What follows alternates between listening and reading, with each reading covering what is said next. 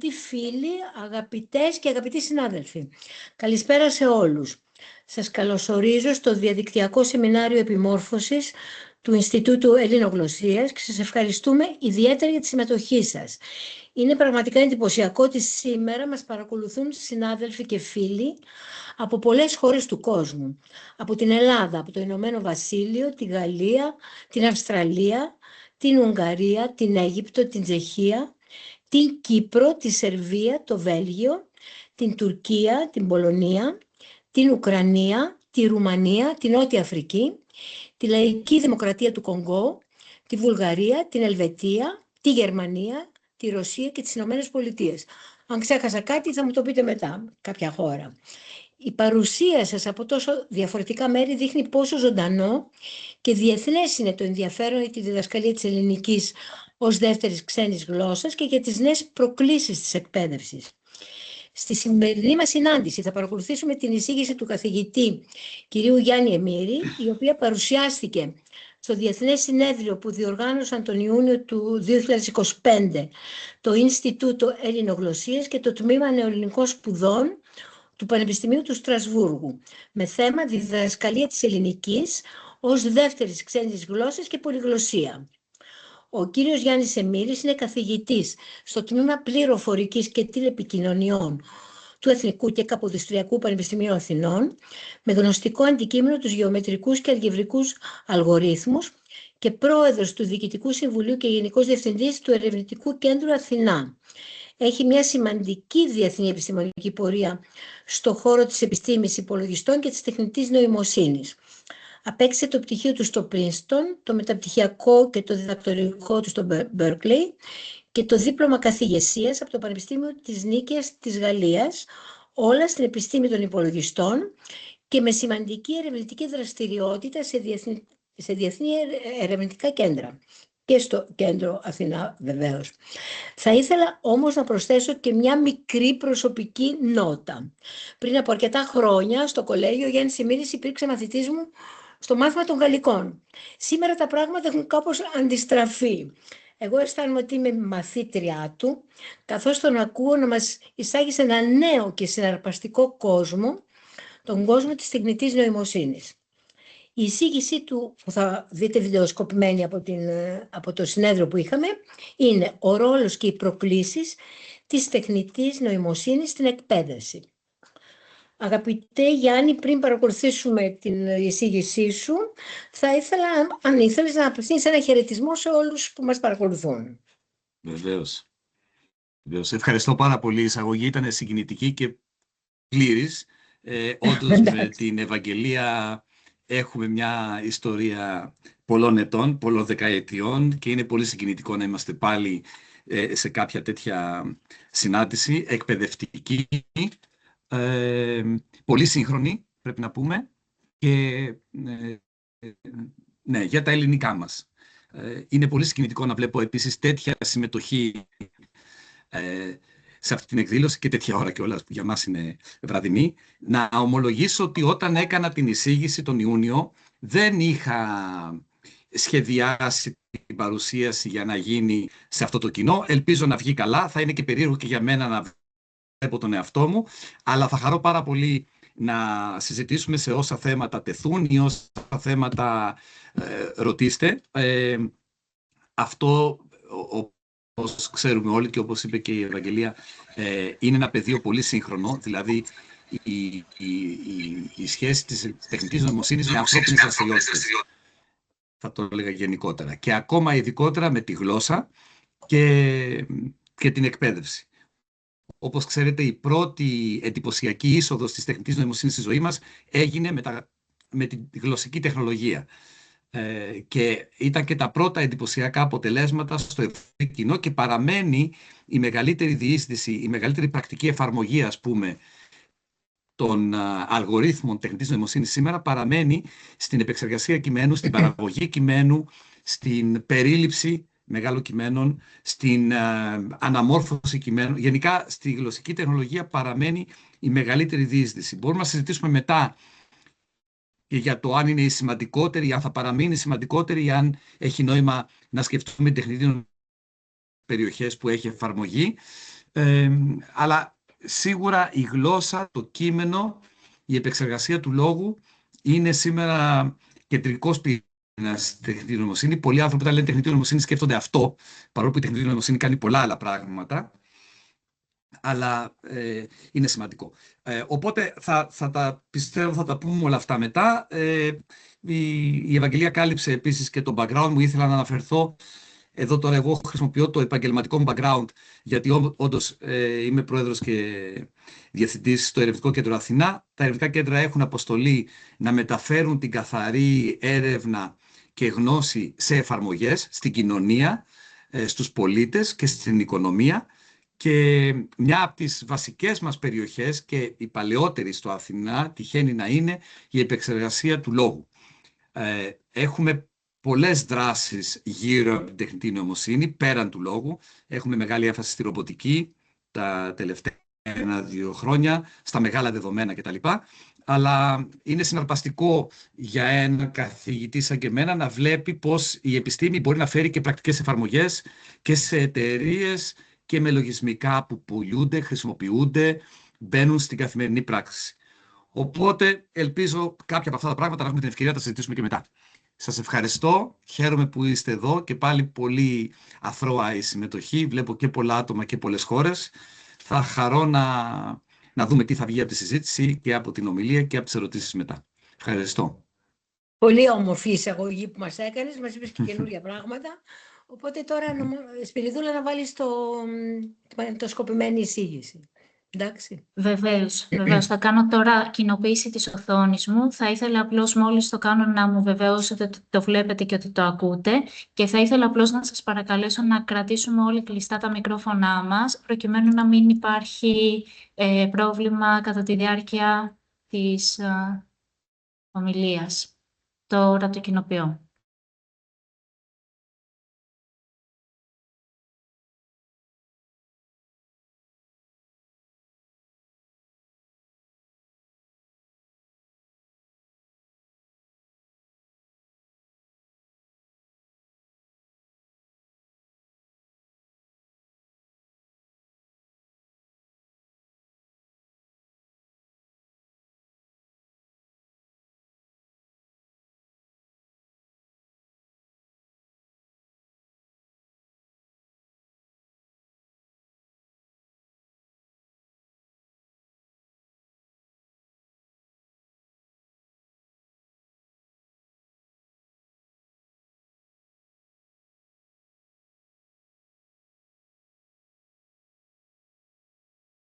Δεν είχατε ήχο.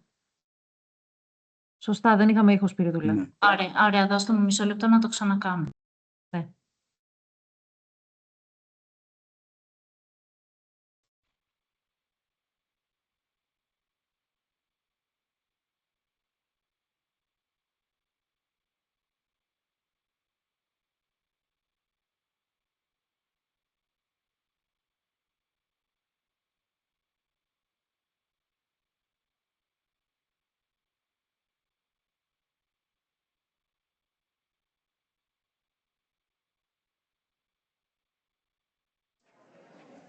Και τώρα παρακαλώ τον κύριο Εμμύρη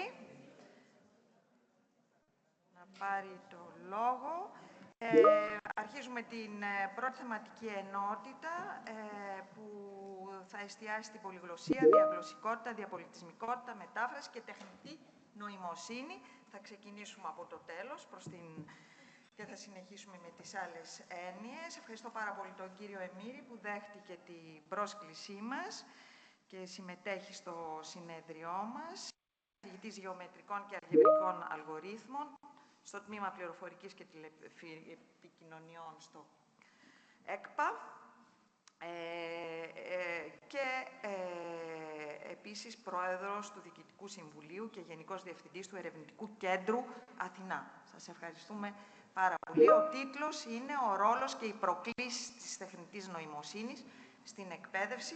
Από ό,τι ξέρω θα θέλατε ένα 10 λεπτό με ένα τέταρτο για την ανακοίνωση και κατόπιν θα ακολουθήσουν ερωτήσεις. Ευχαριστώ πολύ. Ευχαριστώ για την εισαγωγή. Καλημέρα σε όλους. Γιάννης Εμμύρης.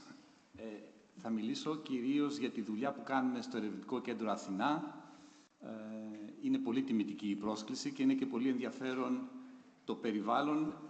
Ομολογώ ότι δεν είμαι συνηθισμένος να μιλάω σε τέτοια ακροατήρια. Συνήθως μιλάω πιο τεχνικά. Αλλά οφείλω την πρόσκληση στην παλιά μου καθηγήτρια, την κυρία Γεωργατζή, και ελπίζω να τιμήσω την πρόσκληση. Θα ξεκινήσω με 2 λόγια για το Αθηνά. Γιατί έχουμε μια πολύ μεγάλη ευαισθησία σε θέματα γλώσσας και ιστορικά το Αθηνά ξεκίνησε με το Ινστιτούτο Επεξεργασίας του Λόγου.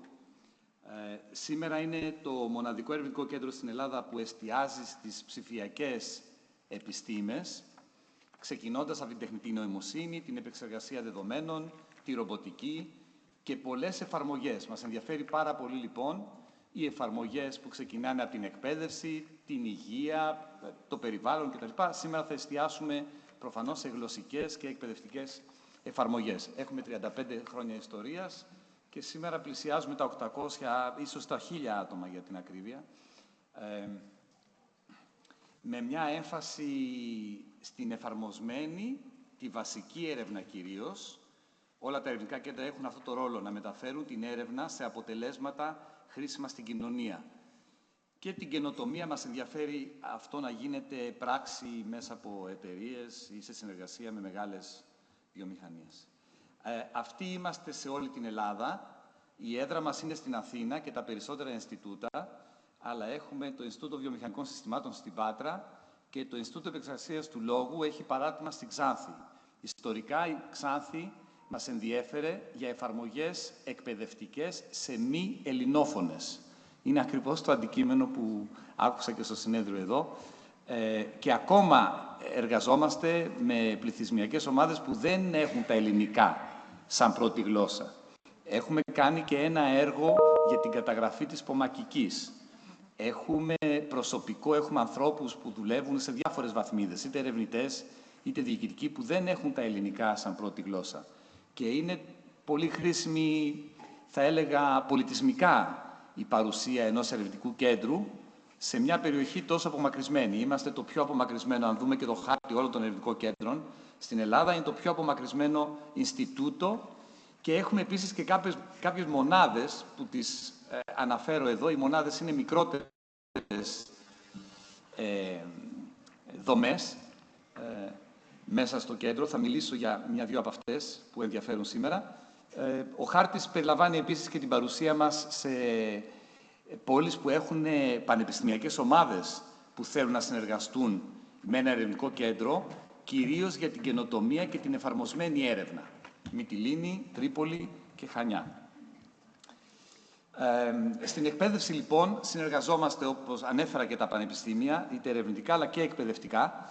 Συνεργαζόμαστε σε κοινά μεταπτυχιακά. Εδώ αναφέρω 4. Το πιο σχετικό σήμερα θα ήταν της γλωσσικής τεχνολογίας, το οποίο οδηγεί το ΕΚΠΑ, αλλά εμείς συμμετέχουμε θεσμικά, όχι μόνο απλώς σαν διδάσκοντες, και συμμετέχουμε και σε διδακτορικές διατριβές, στις τριμελείς επιτροπές. Μερικές φορές και οι ερευνητές μας είναι κύριοι επιβλέποντες, οπότε θέματα τα οποία ανακύπτουν εδώ θα μπορούσαν να μας ενδιαφέρουν για συνεργασίες, για κοινά ερευνητικά προγράμματα, στα οποία είμαστε πρωταθλητές, γιατί από εκεί έρχεται η χρηματοδότησή μας. Το κράτος δίνει λιγότερο από 10% στο Αθηνά. Οπότε έχουμε μεγάλη εμπειρία είτε σε μεγάλης κλίμακας ερευνητικά έργα, είτε και σε πιο εκπαιδευτικά τύπου Εράσμους.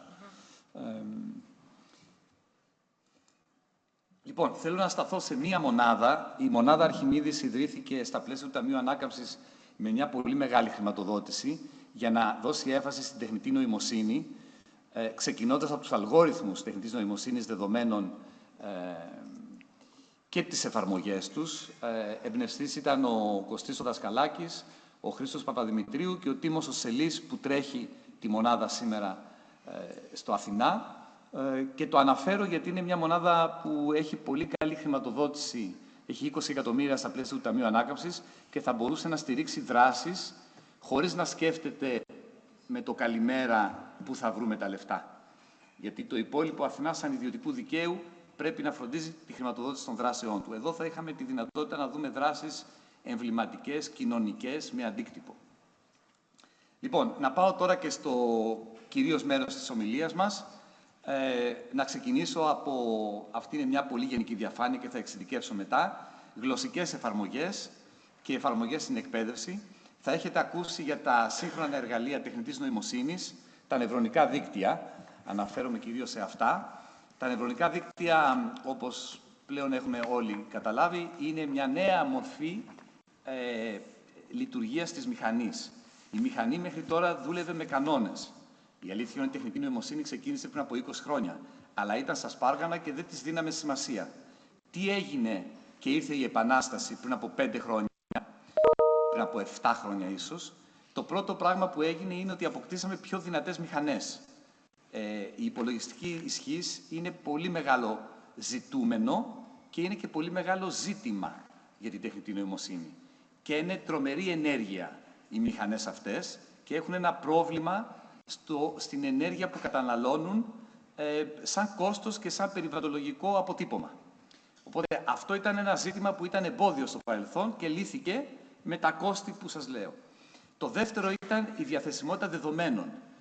Το παράδειγμα, η αλλαγή παραδείγματος που ανέφερα στο πώς δουλεύουν οι μηχανές είναι ότι αντί να πάρουν ένα κανόνα και να πούμε στο ρομποτάκι θα κινηθεί σε ευθεία και μετά δεξιά, θα του δώσουμε 50 παραδείγματα ή 500 παραδείγματα πώς η δαγκάνα πιάνει το ποτήρι και μετά θα το κάνει. Άρα είναι με πολλά παραδείγματα τα οποία εμείς συνήθως πρέπει να του πούμε καλό παράδειγμα, κακό παράδειγμα. Και μετά μαθαίνει γιατί μιμούμαστε τη δομή του εγκεφάλου ή αυτό που θεωρούμε σήμερα δομή του εγκεφάλου με νευρονικά δίκτυα. Άρα ισχύς, δεδομένα και το τρίτο είναι οι αλγόριθμοι. Έχουν βελτιωθεί τρομερά οι αλγόριθμοι, όπως καταλαβαίνετε. Πριν από 20 χρόνια, όταν ξεκίνησε η τεχνητή νοημοσύνη, ακόμα και πριν από 5 χρόνια που λέμε ότι ήρθε η έκρηξη, δεν είχαμε το ChatGPT, στο οποίο συνομιλώ και μου λέει σήμερα σε βλέπω λυπημένο, σήμερα σε βλέπω να μην είσαι πολύ ομιλητικός. Δεν είχαμε το reasoning. Άρα έχουν βελτιωθεί πάρα πολύ οι αλγόριθμοι. Και οι αλγόριθμοι απαιτούνται και για να μειώσουμε την κατανάλωση ενέργειας και για να γίνουν πιο αποτελεσματικά τα δίκτυα και για να μην λένε χαζομάρες, ψευδαισθήσεις. Θα τα αναφέρω αυτά πολύ συνοπτικά, είναι πάρα πολλά τα θέματα. Θέλω να εστιάσω κυρίως σε εφαρμογές που έχουμε για τους εκπαιδευτικούς και για τους γλωσσολόγους. Λοιπόν, σήμερα το επικρατούν μοντέλο νευρονικών δικτύων είναι τα LLMs, τα Large Language Models. Δεν αφορούν μόνο γλώσσα, όπως θεωρούν πολλοί. Τα Large Language Models είναι απλώς επιτυχημένα μοντέλα, τεχνικά λέγονται Foundation Models, γιατί είναι αρκετά γενικά και τα χρησιμοποιούμε και στην επεξεργασία εικόνας και για να παράγουμε εικόνες που δεν υπήρχαν ποτέ και για να παράγουμε fake news και για να παράγουμε βίντεο και για να παράγουμε, να δώσει συμβουλή στο γιατρό, στο νομικό. Δεν είναι μόνο για τη γλώσσα. Ξεκίνησαν με γλωσσικές εφαρμογές, γιατί το γλωσσικό output είναι μίας διάστασης, είναι μια ακολουθία λέξεων.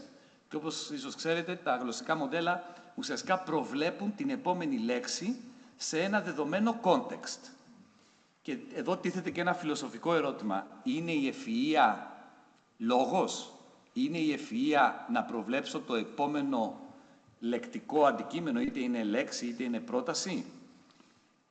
Οι φιλόσοφοι ίσως διαφωνήσουν και υπάρχει πολύ μεγάλη συζήτηση και φιλοσοφική και ηθική προφανώς για τον τρόπο που θα εκπαιδεύσω αυτά τα δίκτυα για να παράξουν την επόμενη λέξη. Στο παράδειγμα λοιπόν εδώ έχουμε κάποια γενικά παραδείγματα, έχουμε και κάποια παραδείγματα έργων πολύ συγκεκριμένα. Πάνω δεξιά το Easier ήταν βοηθός για άτομα με ειδικές ανάγκες, είτε που έχουν μειωμένη ακοή, μειωμένη όραση, δηλαδή εργαλεία επικοινωνίας, και μάλιστα αυτό το έργο έχει ολοκληρωθεί. Δεν είναι πολύ πρόσφατο, αλλά είναι γλωσσικά μοντέλα που στηρίζονται στην τεχνητή νοημοσύνη, όχι στην τελευταία λέξη των LLMs, γιατί είναι ένα έργο που διαρκεί εδώ και 3-4 χρόνια. Αναφέρω την εμπλοκή μας σε ευρωπαϊκές υποδομές, όπως το Clarin και τα Language Data Spaces στο κάτω μέρος. Αυτές είναι προσπάθειες της Ευρωπαϊκής Ένωσης να θωρακίσει ψηφιακά πολιτισμικά εργαλεία, θα λέγαμε, και η γλώσσα ίσως είναι το πιο σημαντικό. Και ακόμα πιο σημαντικό για γλώσσες μικρές, όπως τα ελληνικά. Και να σημειώσω εδώ ότι οι αλγόριθμοι που αφορούν τα ελληνικά είναι πιο εξειδικευμένοι, γιατί δεν είναι ακριβώς οι ίδιοι για μια μεγάλη γλώσσα, όπως τα αγγλικά ή τα γαλλικά, που έχουν τεράστιο όγκο δεδομένων. Σας είπα ότι η διαθεσιμότητα δεδομένων ήταν ένα από τα βασικά εμπόδια να γίνει η τεχνητή νοημοσύνη καθημερινό εργαλείο. Αυτό το εμπόδιο παραμένει σε γλώσσες όπως τα ελληνικά, ειδικά αν θέλω να κάνω κάτι εξειδικευμένο. Αν θέλω να κάνω, ας πούμε, νομικό κείμενο στα ελληνικά. Έχουμε πολύ μεγάλο πρόβλημα στο να εκπαιδεύσουμε τα μοντέλα μας επαρκώς. Σίγουρα δεν μπορούμε να ανταγωνιστούμε τα μεγάλα αμερικάνικα μοντέλα που έχουν τεράστιο όγκο δεδομένων, έχουν τα χρήματα να τα αγοράσουν, έχουν τα χρήματα να τρέξουν την εκπαίδευση των μοντέλων. Άρα καταφεύγουμε σε έξυπνους αλγόριθμους που δημιουργούν δεδομένα, συνθετικά δεδομένα, έτσι με τους κινδύνους που αυτό υπάρχει, και επίσης έχουμε ένα μεγάλο κόστος στο να αγοράσουμε την άδεια χρήσης δεδομένων, γιατί έχετε ακούσει τι έγινε όταν πήγε η OpenAI και χρησιμοποίησε δεδομένα χωρίς να έχει πάρει τις άδειες. Λοιπόν, αυτό είναι η προσπάθεια της Ευρωπαϊκής Ένωσης, γιατί την τονίζω, επειδή έχουμε στο ακροατήριο πολλούς συναδέλφους από το εξωτερικό και συγχαρητήρια για την οργάνωση που κατάφερε να συγκεντρώσει αυτή την ποικιλία. Αν σας ενδιαφέρει να συμμετάσχετε σε τέτοιες συμμαχίες, είμαστε από τις ηγέτιδες χώρες, ειδικά σε ό,τι αφορά τις μικρές γλώσσες. Προχωράω λοιπόν. Πάμε λοιπόν σε κάτι εξίσου σημαντικό, που είναι η γλώσσα και η παραγωγή γλώσσας με τα LLMs, σαν το ChatGPT, αλλά για τα ελληνικά. Το πρώτο τέτοιο μοντέλο που βγήκε στην Ελλάδα ήταν το δικό μας το Meltemi. Το ονομάσαμε έτσι γιατί βασίστηκε στο ανοιχτό μοντέλο της γαλλικής Mistral και χρησιμοποίησαμε τη λέξη Meltemi. Όπως βλέπετε στη διαφάνεια, είχε 7 billion παραμέτρους, οι οποίες πρέπει να εκπαιδευτούν. Αυτό είναι το training κομμάτι, η εκπαίδευση. Και μιλάει σαν το ChatGPT, μπορείτε να το δοκιμάστε. Θεωρούμε ότι έχει δύο πλεονεκτήματα έναντι του ChatGPT στα ελληνικά. Το ένα είναι ότι έχει εκπαιδευτεί με ελληνικό κείμενο και αν του πεις «Θέλω μία ιστορία τρόμου το μεσημέρι της 5ης Ιουνίου στο κέντρο της Αθήνας». Έχει την τεχνογνωσία ότι ο δρόμος που είναι παράλληλος στη Συγκρού έχει λακκούβες, γιατί έχει διαβάσει ένα τέτοιο κείμενο. Ενώ το ChatGPT θα πάρει μια γενική τεχνογνωσία για να φτιάξει ιστορία τρόμου στο κέντρο μιας μεγάλης πόλης. Έτσι. Μπορείτε να το δοκιμάσετε ζητώντας του να κάνει κάτι ελληνικό, έτσι, μια συνταγή ή να παράξει κείμενο νομικό στα ελληνικά. Και είναι ανοιχτό το μοντέλο αυτό και έχει και καλό interface, γιατί είναι το πιο παλιό μας μοντέλο. Τη Διεθνή ημέρα ελληνικής γλώσσας, η οποία ήταν πολύ σημαντικό που ξεκίνησε φέτος τον Φεβρουάριο, δημοσιεύσαμε το δεύτερο μοντέλο μας, το CRICRI. Το CRICRI βασίζεται στο μοντέλο της Meta, που λέγεται Llama, και το ονομάσαμε CRICRI. Έχει 8 δις παραμέτρους, 8 billion. Είναι πολύ καλύτερο, έχει πολύ καλύτερο reasoning, σκέψη.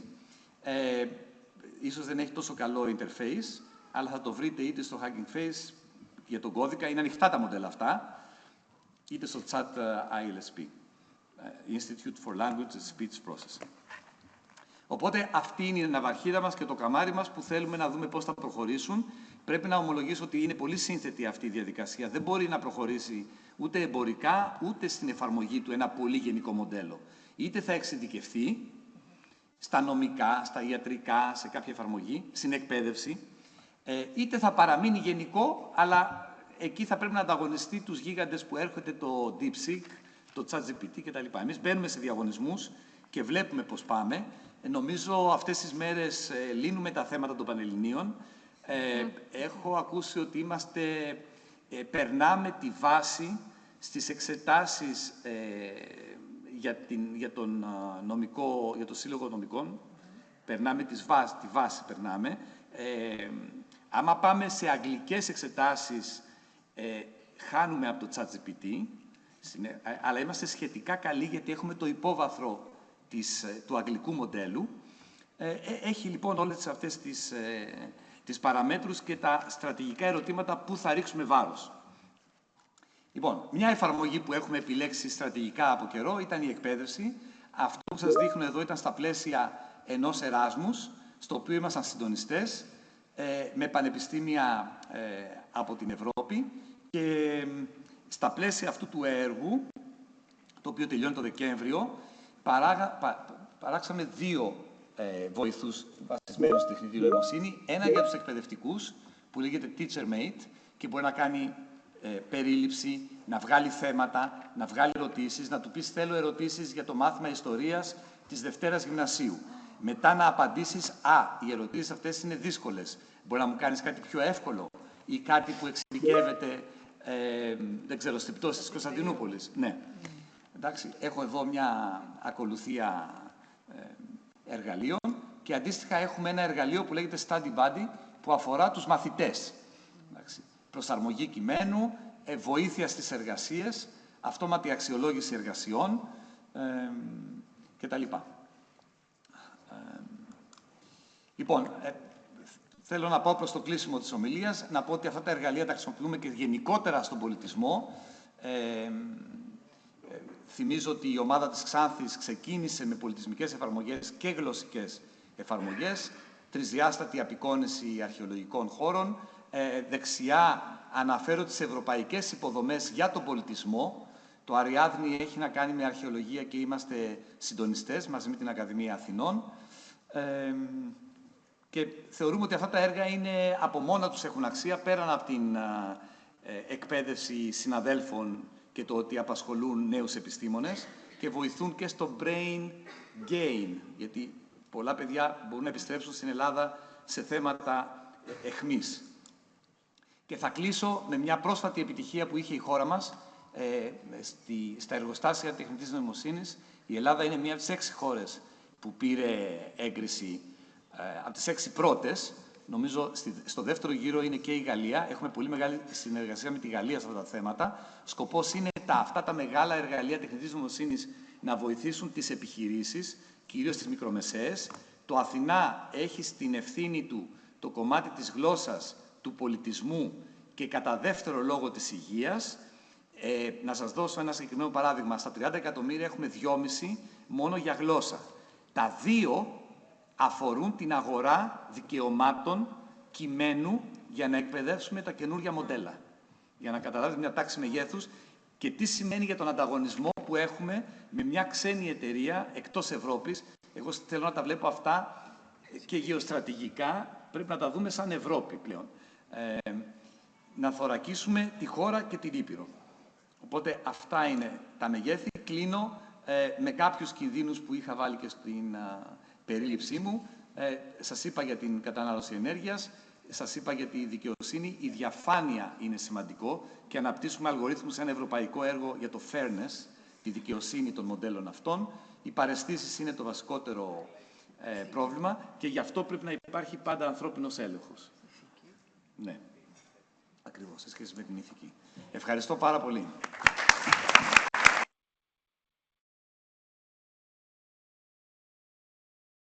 Ακούσαμε την τοποθέτηση του κυρίου Εμμύρη. Επομένως, τώρα μπορούμε να δώσουμε το λόγο στον ίδιο είτε να τοποθετηθεί και σε όλους εσάς για να κάνετε τις ερωτήσεις σας. Είτε σηκώνοντας τα χέρια, είτε γράφοντας τις ερωτήσεις στη συνομιλία. Αν θέλετε από μένα, ευχαριστώ για το λόγο. Εντάξει, είναι αρκετά, δεν θέλω να επεκταθώ. Νομίζω παραμένουν επίκαιρα τα ζητήματα που λέγαμε τον Ιούνιο. Ίσως κάποια θέματα τώρα έχουν οριμάσει και έχουν περάσει, τα βλέπουμε λίγο διαφορετικά, αλλά χονδρικά αυτές είναι οι παράμετροι, οι κίνδυνοι, τα τρομερά πλεονεκτήματα, ειδικά σε γλώσσα και εκπαίδευση. Νομίζω εκεί πρέπει να εστιάσουμε σήμερα. Υπάρχουν και άλλες εφαρμογές, δεν ξέρω αν τις ανέφερα στην ομιλία ή νωρίτερα, δικαιοσύνη, επιστήμες, βιολογία, κατασκευή φαρμάκων, για παράδειγμα. Αλλά σήμερα ας εστιάσουμε στη γλώσσα και στην εκπαίδευση, που είναι ήδη πολύ πλούσιο αντικείμενο, και ευχαρίστως να δεχτώ ερωτήσεις και παρατηρήσεις.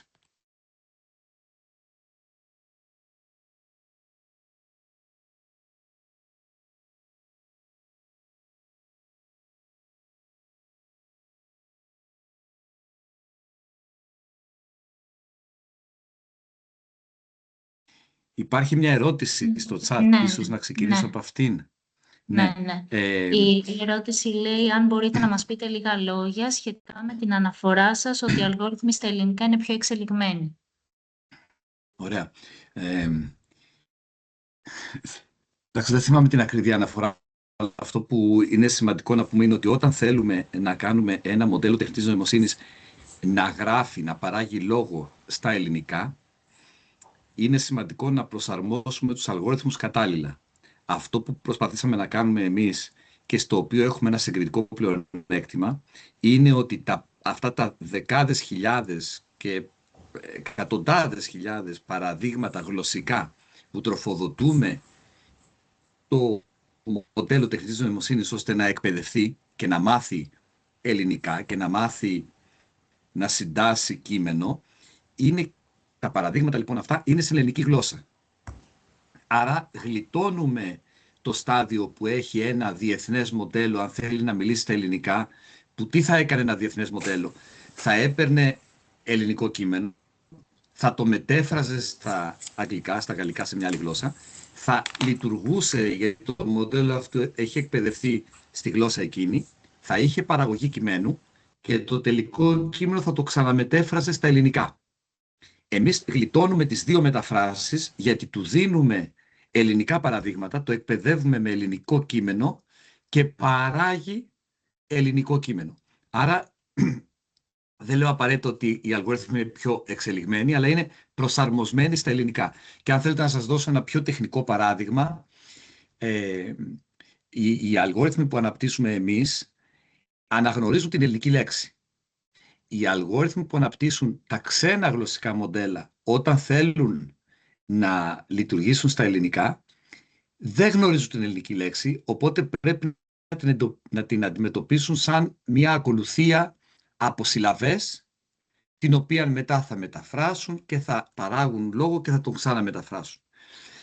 Οπότε με αυτή την έννοια οι αλγόριθμοί μας, τα μοντέλα που κατασκευάζουμε, που εκπαιδεύουμε, είναι προσαρμοσμένοι στα ελληνικά. Και εκεί, αν θέλετε, είναι και ένα συγκριτικό πλεονέκτημα, γιατί αλλιώς είναι πολύ δύσκολο να ανταγωνιστείς γλωσσικά μοντέλα τα οποία έχουν τεράστιο όγκο, άρα χρησιμοποιούν μεγάλους πόρους υπολογιστικούς και επίσης έχουν και την πολυτέλεια να εκπαιδεύονται σε πολύ μεγάλο όγκο δεδομένων, που για μας είναι ακριβό, χρονοβόρο και σίγουρα δεν μπορούμε να το ανταγωνιστούμε, τον όγκο δεδομένων της εκπαίδευσης. Οπότε με αυτή την έννοια λέω ότι όταν θέλουμε να στοχεύσουμε σε ένα μοντέλο που μιλάει, καταλαβαίνει και απαντάει στα ελληνικά, έχουμε κάποιο πλεονέκτημα. Ευχαριστώ. Να σας κάνω μια ερώτηση πάνω σε αυτό που λέτε, γιατί άρα δηλαδή η ποιότητα της απάντησης που θα λάβουμε από ένα εργαλείο όπως είναι το ChatGPT, αν συνομιλούμε μαζί του στα ελληνικά και στα αγγλικά, διαφέρει. Ναι, διαφέρει. Κατά τεκμήριο θα είναι πολύ καλύτερη η συμπεριφορά του στα αγγλικά.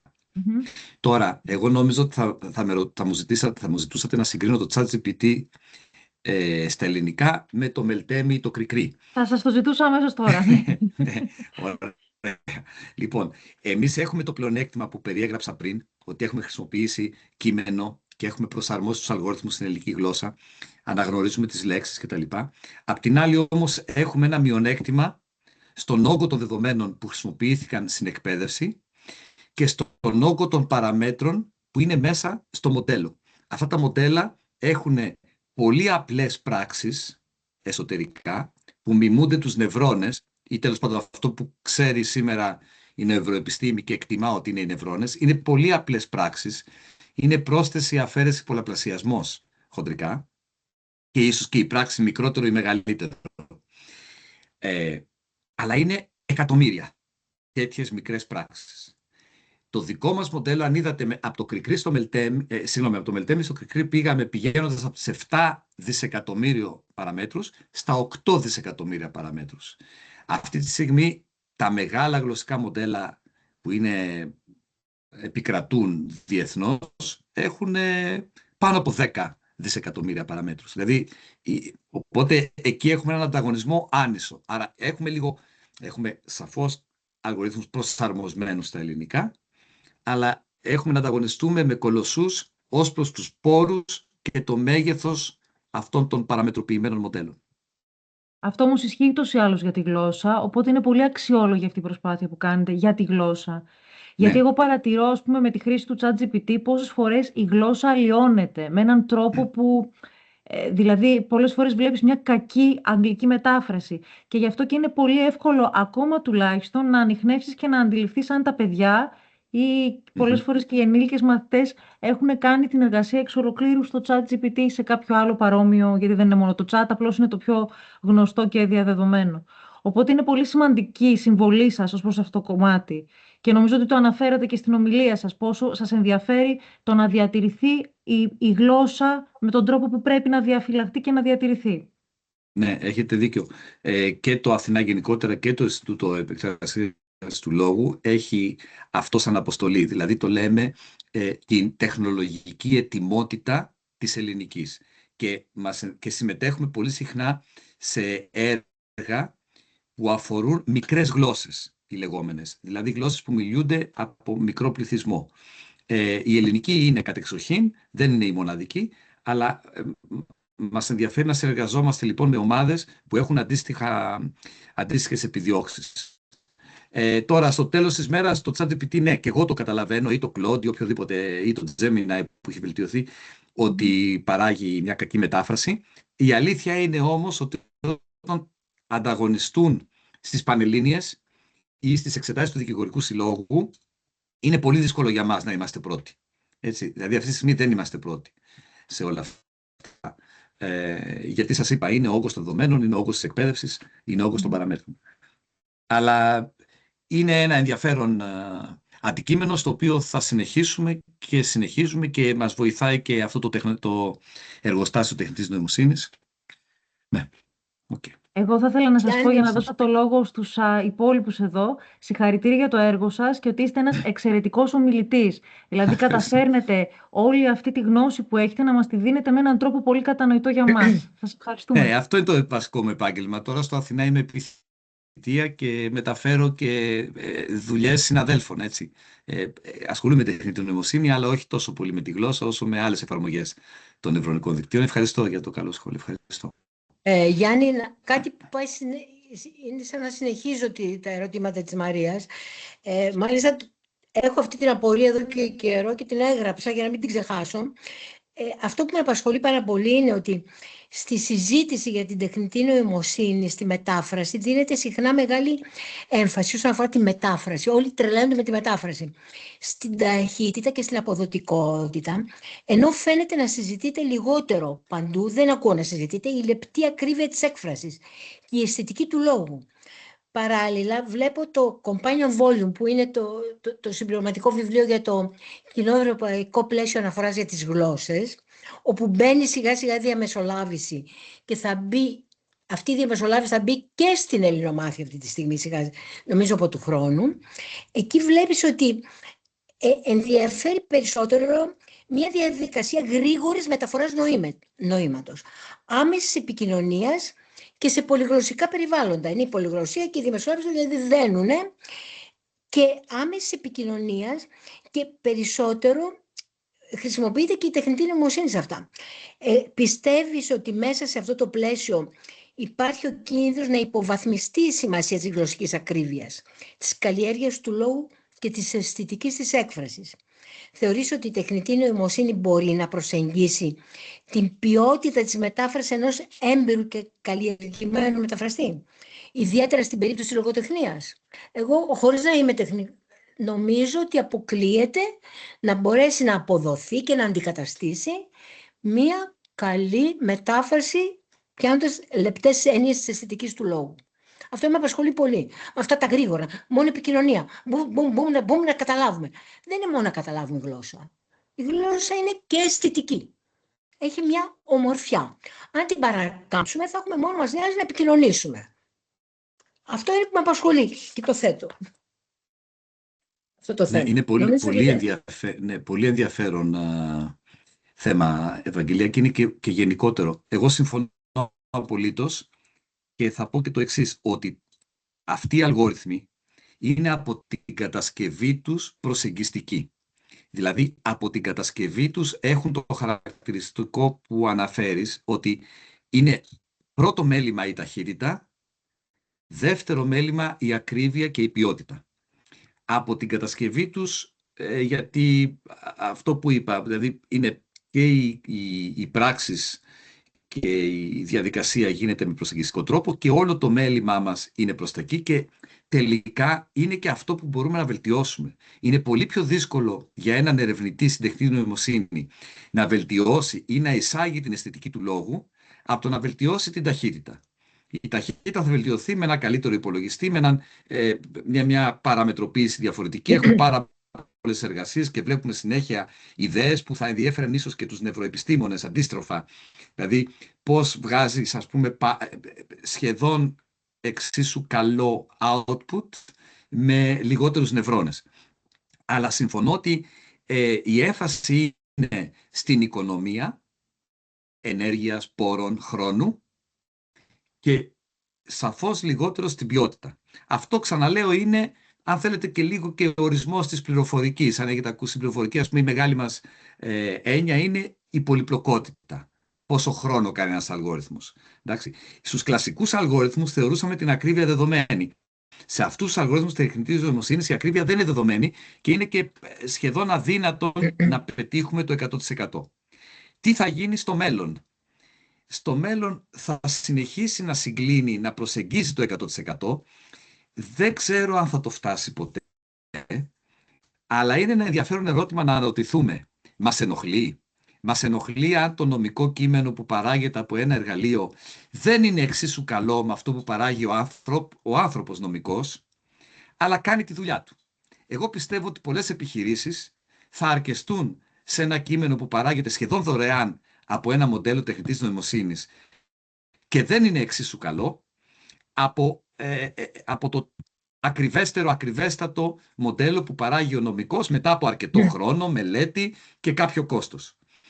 Η κινηματογραφική ταινία που θα δούμε μας πειράζει που δεν θα έχει την αισθητική ενός μεγάλου σκηνοθέτη, αλλά θα είναι σχεδόν δωρεάν και θα είναι πολύ γρήγορα κατασκευασμένη?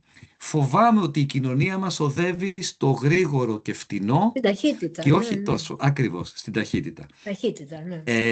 Αλλά είναι νομίζω και η κριτική που αντλούν όλοι οι καλλιτέχνες και οι λογοτέχνες, ότι ένα τέτοιο μοντέλο δεν θα έχει... Είχα μάλιστα αυτή τη συζήτηση με τον συμμαθητή μου Ευαγγελία, τον Χρήστο Χομενίδη, που μου έλεγε πώς θα αποτυπώσουμε το αίσθημα του να καίγεται η πατούσα μου. Μ' αρέσει να περπατάω στην καυτιά μου. Υπάρχει περίπτωση ποτέ ένα μοντέλο τεχνητής νοημοσύνης να το διατυπώσει ή να το καταλάβει? Η απάντηση είναι όχι. Συμφωνώ, δεν θα το κάνει. Το ερώτημα είναι αν ο χρήστης ή η πλειοψηφία των χρηστών ενοχλείται ή θα πει δεν πειράζει, παίρνω το 99% από την ποιότητα του μοντέλου αυτού, το παίρνω γρήγορα και φτηνά. Αυτό είναι. Είναι και αυτό της Ελπίζω να απάντησα. Σε ευχαριστώ πολύ. Ναι. Οι άλλοι, το κοινό μας, να δούμε τι θέλει, γιατί πιάσαμε την κουβέντα εμείς και έχουν ερωτήσεις οι συνάδελφοι. Βεβαίως, λοιπόν, να σας διαβάσω μια ερώτηση. Ποιος θα ήταν ένας μελλοντικός στόχος όσον αφορά την τεχνητή νοημοσύνη σε σχέση με την εκπαίδευση συγκεκριμένα? Ναι, πολύ ωραία ερώτηση. Μετά από όσα είπαμε για τα υπέρ και τα κατά, να πούμε όμως ότι στην εκπαίδευση ειδικότερα υπάρχουν χρήσεις στις οποίες θα μας δώσει λύσεις. Εγώ βλέπω, ας πούμε, την εξειδικευμένη, την εξατομικευμένη εκπαίδευση. Βλέπω την εκπαίδευση σε απομακρυσμένα μέρη.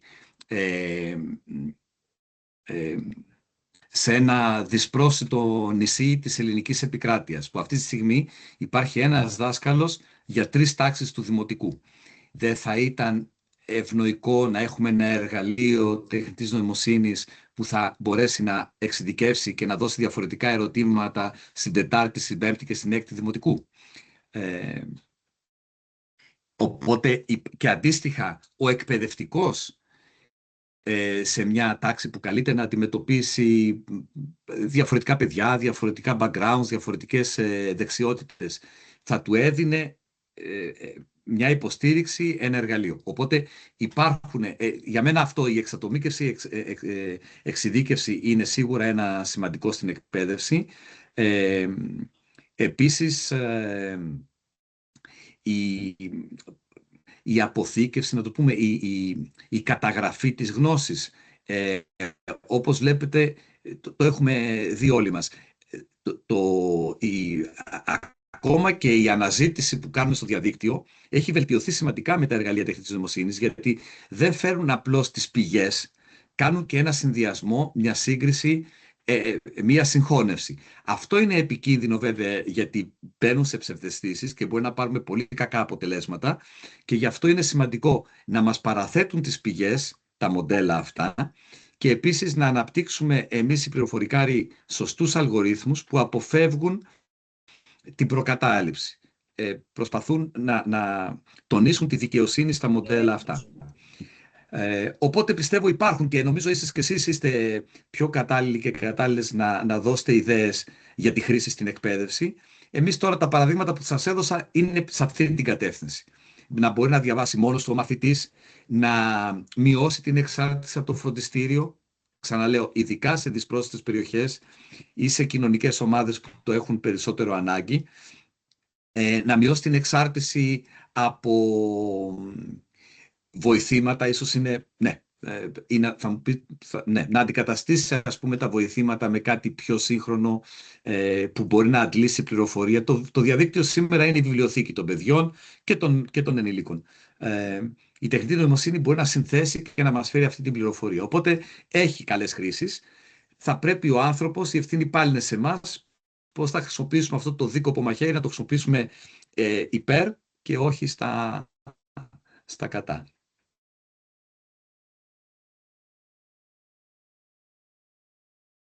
Εξαιρετικά. Κάποια άλλη ερώτηση, κάποιος ο οποίος να θέλει να τοποθετηθεί, να ρωτήσει κάτι?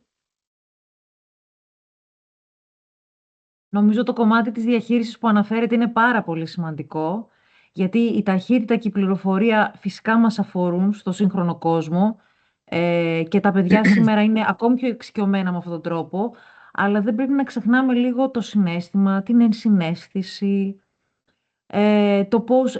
Εγώ θα ήθελα να σας ρωτήσω πώς πιστεύετε ότι μπορούν να βοηθηθούν οι μαθητές και να αναπτύξουν κριτική σκέψη με όλα αυτά τα εργαλεία.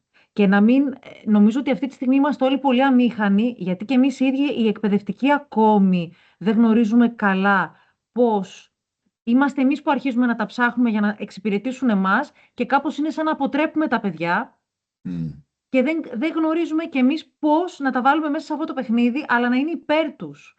Να μην είναι αυτό το άκρητο και απλώς μου κάνει τη δουλειά έτοιμα. Μου την κάνει γρήγορα και το παίρνω έτοιμο. Εγώ εκεί νομίζω ότι αυτό πρώτα πρέπει να ξεπεράσουμε, το σκόπελο.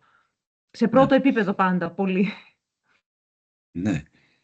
Το αντιμετωπίζω και εγώ σαν εκπαιδευτικός. Στο πανεπιστήμιο πλέον οι εργασίες, ξέρετε, μια από τις βασικές εφαρμογές σήμερα της τεχνητής νοημοσύνης, πολύ επιτυχημένη, είναι να γράφει προγράμματα υπολογιστή. Να γράφει κώδικα που λέμε. Είναι τα επαγγέλματα που θεωρούνται τα πιο απειλούμενα αυτή τη στιγμή. Είναι και λίγο παράδοξο. Δηλαδή οι προγραμματιστές που προγραμματίζουν αυτά τα μοντέλα είναι οι πρώτοι που θα εξαφανιστούν. Γιατί τα μοντέλα αυτά παράγουν πολύ χρήσιμο, πολύ πετυχημένο, πολύ καλό κώδικα, τον λέμε, δηλαδή εντολές προγραμματισμού. Οπότε εγώ λαμβάνω πολλές φορές οι εργασίες προγραμματισμού πλέον έρχονται όλες, οι πιο πολλές. Δηλαδή εμείς, ας πούμε, η απάντηση που είχαμε σε αυτό είναι να εξετάζουμε σε δεύτερο χρόνο τους φοιτητές προφορικά.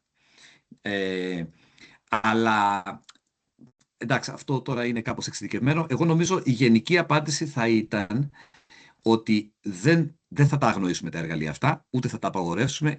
Είναι ήδη στη ζωή μας, δεν μπορούμε να το ελέγξουμε άλλωστε, και όσο περνάει ο καιρός θα είναι και πιο πολύ μέσα στην καθημερινότητα. Μπορούμε να ζητήσουμε από τους χρήστες και τους μαθητές να εξηγήσουν την απάντηση του μοντέλου αυτού. Δηλαδή να φέρουν τις πηγές. Πλέον τα καλά μοντέλα, το Gemini πολύ συχνά της Google, δίνει και τις παραπομπές. Μπορούμε λοιπόν να ζητήσουμε από τους μαθητές και τους φοιτητές να μας εξηγήσουν το αποτέλεσμα του αλγόριθμου. Ποιες ήταν οι πηγές, γιατί πήρε αυτή την απόφαση ή ας πούμε αν έκανε μια σύνοψη κειμένου, ποια ήταν τα βήματα της διαδικασίας με άλλα λόγια. Συγκέντρωσε από εκεί πληροφορία, την συνέθεσε με αυτόν τον τρόπο και είχε αυτή την περίληψη στο τέλος. Δεν νομίζω ότι θα ξανακάνουμε σιγά σιγά, δεν θα ξανακάνουν οι μαθητές και οι φοιτητές μας την ίδια δουλειά που κάναν παλιά. Δεν θα κουραστούν τόσο πολύ με την περίληψη. Θα είναι από τα πράγματα που θα αυτοματοποιηθούν, όπως και η δικιά μου γενιά, ας πούμε, δεν ήξερε να κάνει καλή διαίρεση γιατί είχε το calculator, είχε το κομπιουτεράκι. Εντάξει. Πρέπει να μάθουμε τις αρχές της διαίρεσης και πολύ γρήγορα αφήνουμε τους μαθητές και τους φοιτητές να χρησιμοποιήσουν το calculator. Η γενιά του πατέρα μου έκανε το ημίτονο και το συνημίτονο. Τριγωνομετρικές πράξεις έκανε με έναν κυλιόμενο χάρακα, αν έχετε δει, που στη δικιά μου γενιά δεν τέθηκε ποτέ θέμα να υπολογίσουμε το συνημίτονο μιας γωνίας. Άρα λοιπόν και κάποιες τέτοιες γλωσσολογικές πράξεις θα αυτοματοποιηθούν, θα ξεπεραστούν. Θα πρέπει τα παιδιά να μάθουν τις αρχές που διέπουν και πολύ γρήγορα θα πάνε στο εργαλείο.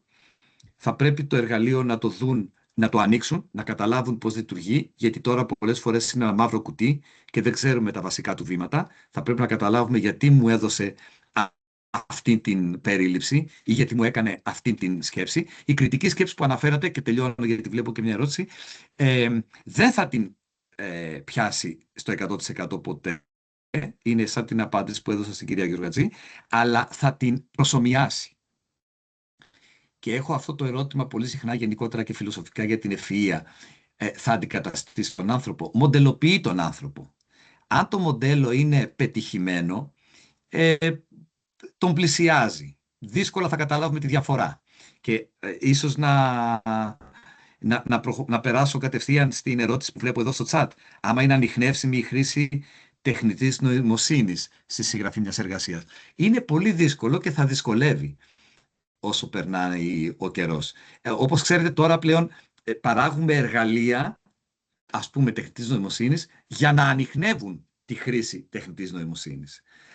Αλλά η ανίχνευση θα γίνεται όλο και πιο δύσκολη. Δεν νομίζω ότι είναι απαραίτητα κακό, απλώς πρέπει να επαναπροσδιορίσουμε το ρόλο του εκπαιδευτικού, το ρόλο του μαθητή, το ρόλο του ανθρώπου τελικά, σε ένα περιβάλλον με αυτό που λέμε έξυπνες μηχανές. Είναι ένα μεταβατικό στάδιο τώρα που με κάθε καινούριο πάντα έτσι γίνεται νομίζω. Τότε που ήταν ο ηλεκτρισμός ήταν μια καταστροφή, όλοι φοβόντουσαν. Τώρα είναι κάτι το οποίο, όπως λες, πρέπει να το δουλέψουμε, να το μελετήσουμε περισσότερο και θα βρεθεί μια ισορροπία κάποια στιγμή, πιστεύω. Τώρα, εντάξει, λέω τώρα ότι σκέπτομαι δυνατά που λέω. Συμφωνώ, η τυπογραφία ήταν μια επανάσταση, το αυτοκίνητο για τις μεταφορές, σαφώς, ναι. Πιστεύετε ότι μπορούμε να τα συγκρίνουμε, ότι είναι συγκρίσιμα δηλαδή με τη τεχνητή νοημοσύνη, ο ηλεκτρισμός και τέλος πάντων, δεν θέλω να πάρω άλλο χρόνο γιατί έχουμε πολύ ενδιαφέρουσες πολλές ερωτήσεις. Ναι. Κοιτάξτε, είναι εξίσου ανατρεπτική τεχνολογία με αυτή την έννοια. Αλλά είναι πιο επώδυνη, αν θέλετε, γιατί ακουμπάει τον ορισμό του ανθρώπου. Ενώ το άλλο ήταν μια τεχνολογία κάπως έξω από εμάς, εδώ πέρα έρχεται και ακουμπάει την ευφυΐα, την ψυχολογία σιγά σιγά, το συναίσθημα το προσομοιάζει, δεν το παράγει αλλά το προσομοιάζει.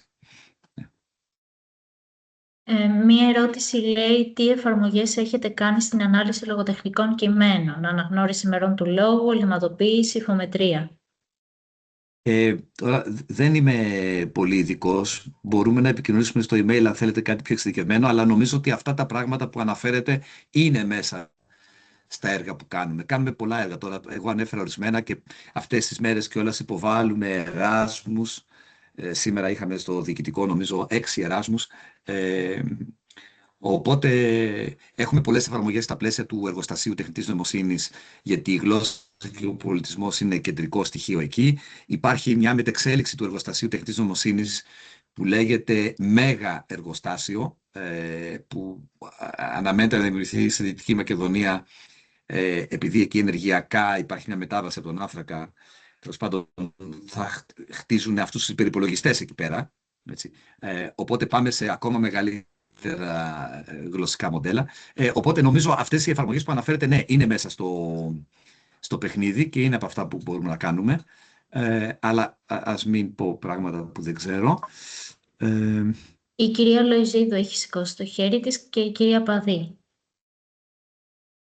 Ναι, εγώ θα ήθελα να ρωτήσω πώς μπορεί το AI να βοηθήσει τους μαθητές να μάθουν καλύτερα ελληνικά και αν πιστεύετε ότι το AI θα αλλάξει τον τρόπο που διδάσκουμε γλώσσα στο σχολείο. Ναι, είναι πολύ καλή ερώτηση. Για την εκμάθηση των ελληνικών δεν έχω να πω κάτι ιδιαίτερο. Έχει εργαλεία, μπορεί να δώσει, να μπορεί ο μαθητής να κάνει ασκήσεις στο σπίτι. Μπορεί να δημιουργήσει ασκήσεις προσαρμοσμένες στο επίπεδο του μαθητή ή στις αδυναμίες του μαθητή. Μπορεί να θυμάται που έκανε λάθος πριν από μια εβδομάδα και να εστιάζει σε αδυναμίες του συγκεκριμένου ανθρώπου. Σίγουρα θα αλλάξει τον τρόπο της εκπαίδευσης, γιατί και δίνει και ένα εργαλείο στον εκπαιδευτικό. Μπορεί ο εκπαιδευτικός να εστιάσει σε πράγματα τα οποία δεν κάνει καλά η τεχνητή νοημοσύνη και να αφήσει τη τεχνητή νοημοσύνη να κάνει περίληψη κειμένου, να κάνει μια απλή παραγωγή λόγου. Εδώ πέρα η συνάδελφος που είναι πιο ειδική σίγουρα ανέφερε και άλλα πράγματα, όπως αναγνώριση ημερών, υφομετρία κτλ. Οπότε σίγουρα θα αλλάξει. Θέλει κάποιο χρόνο και πρέπει να σκεφτούμε κι εμείς τι από αυτά που λέει ότι κάνει η τεχνητή νοημοσύνη τα κάνει καλά, για να επιτρέψουμε στα εργαλεία αυτά να το κάνουν. Έτσι. Προφανώς δεν θα εμπιστευτούμε τις μεγάλες εταιρείες που θέλουν να πουλήσουν γλωσσικά μοντέλα. Θα πρέπει εμείς να βεβαιωθούμε ότι από αυτά τα 5 πράγματα που μου προσφέρει ένα μοντέλο, εγώ θα χρησιμοποιήσω τα 3, γιατί αυτά εμπιστεύομαι, θα εξηγήσω στους μαθητές μου και θα απορρίψω κάποιες άλλες εφαρμογές. Άρα, κύριε Μύρη, θα μπορούσε το AI να βοηθήσει στη μελέτη των αρχαίων ελληνικών κειμένων στο μέλλον? Ναι, βεβαίως. Αυτό είναι πολύ ωραία ερώτηση. Το συζητάμε με τον Γενικό Γραμματέα Έρευνας και Καινοτομίας. Ένα από τα προβλήματα που έχω δει στα αρχαία, καταρχήν είναι πολλές διάλεκτοι.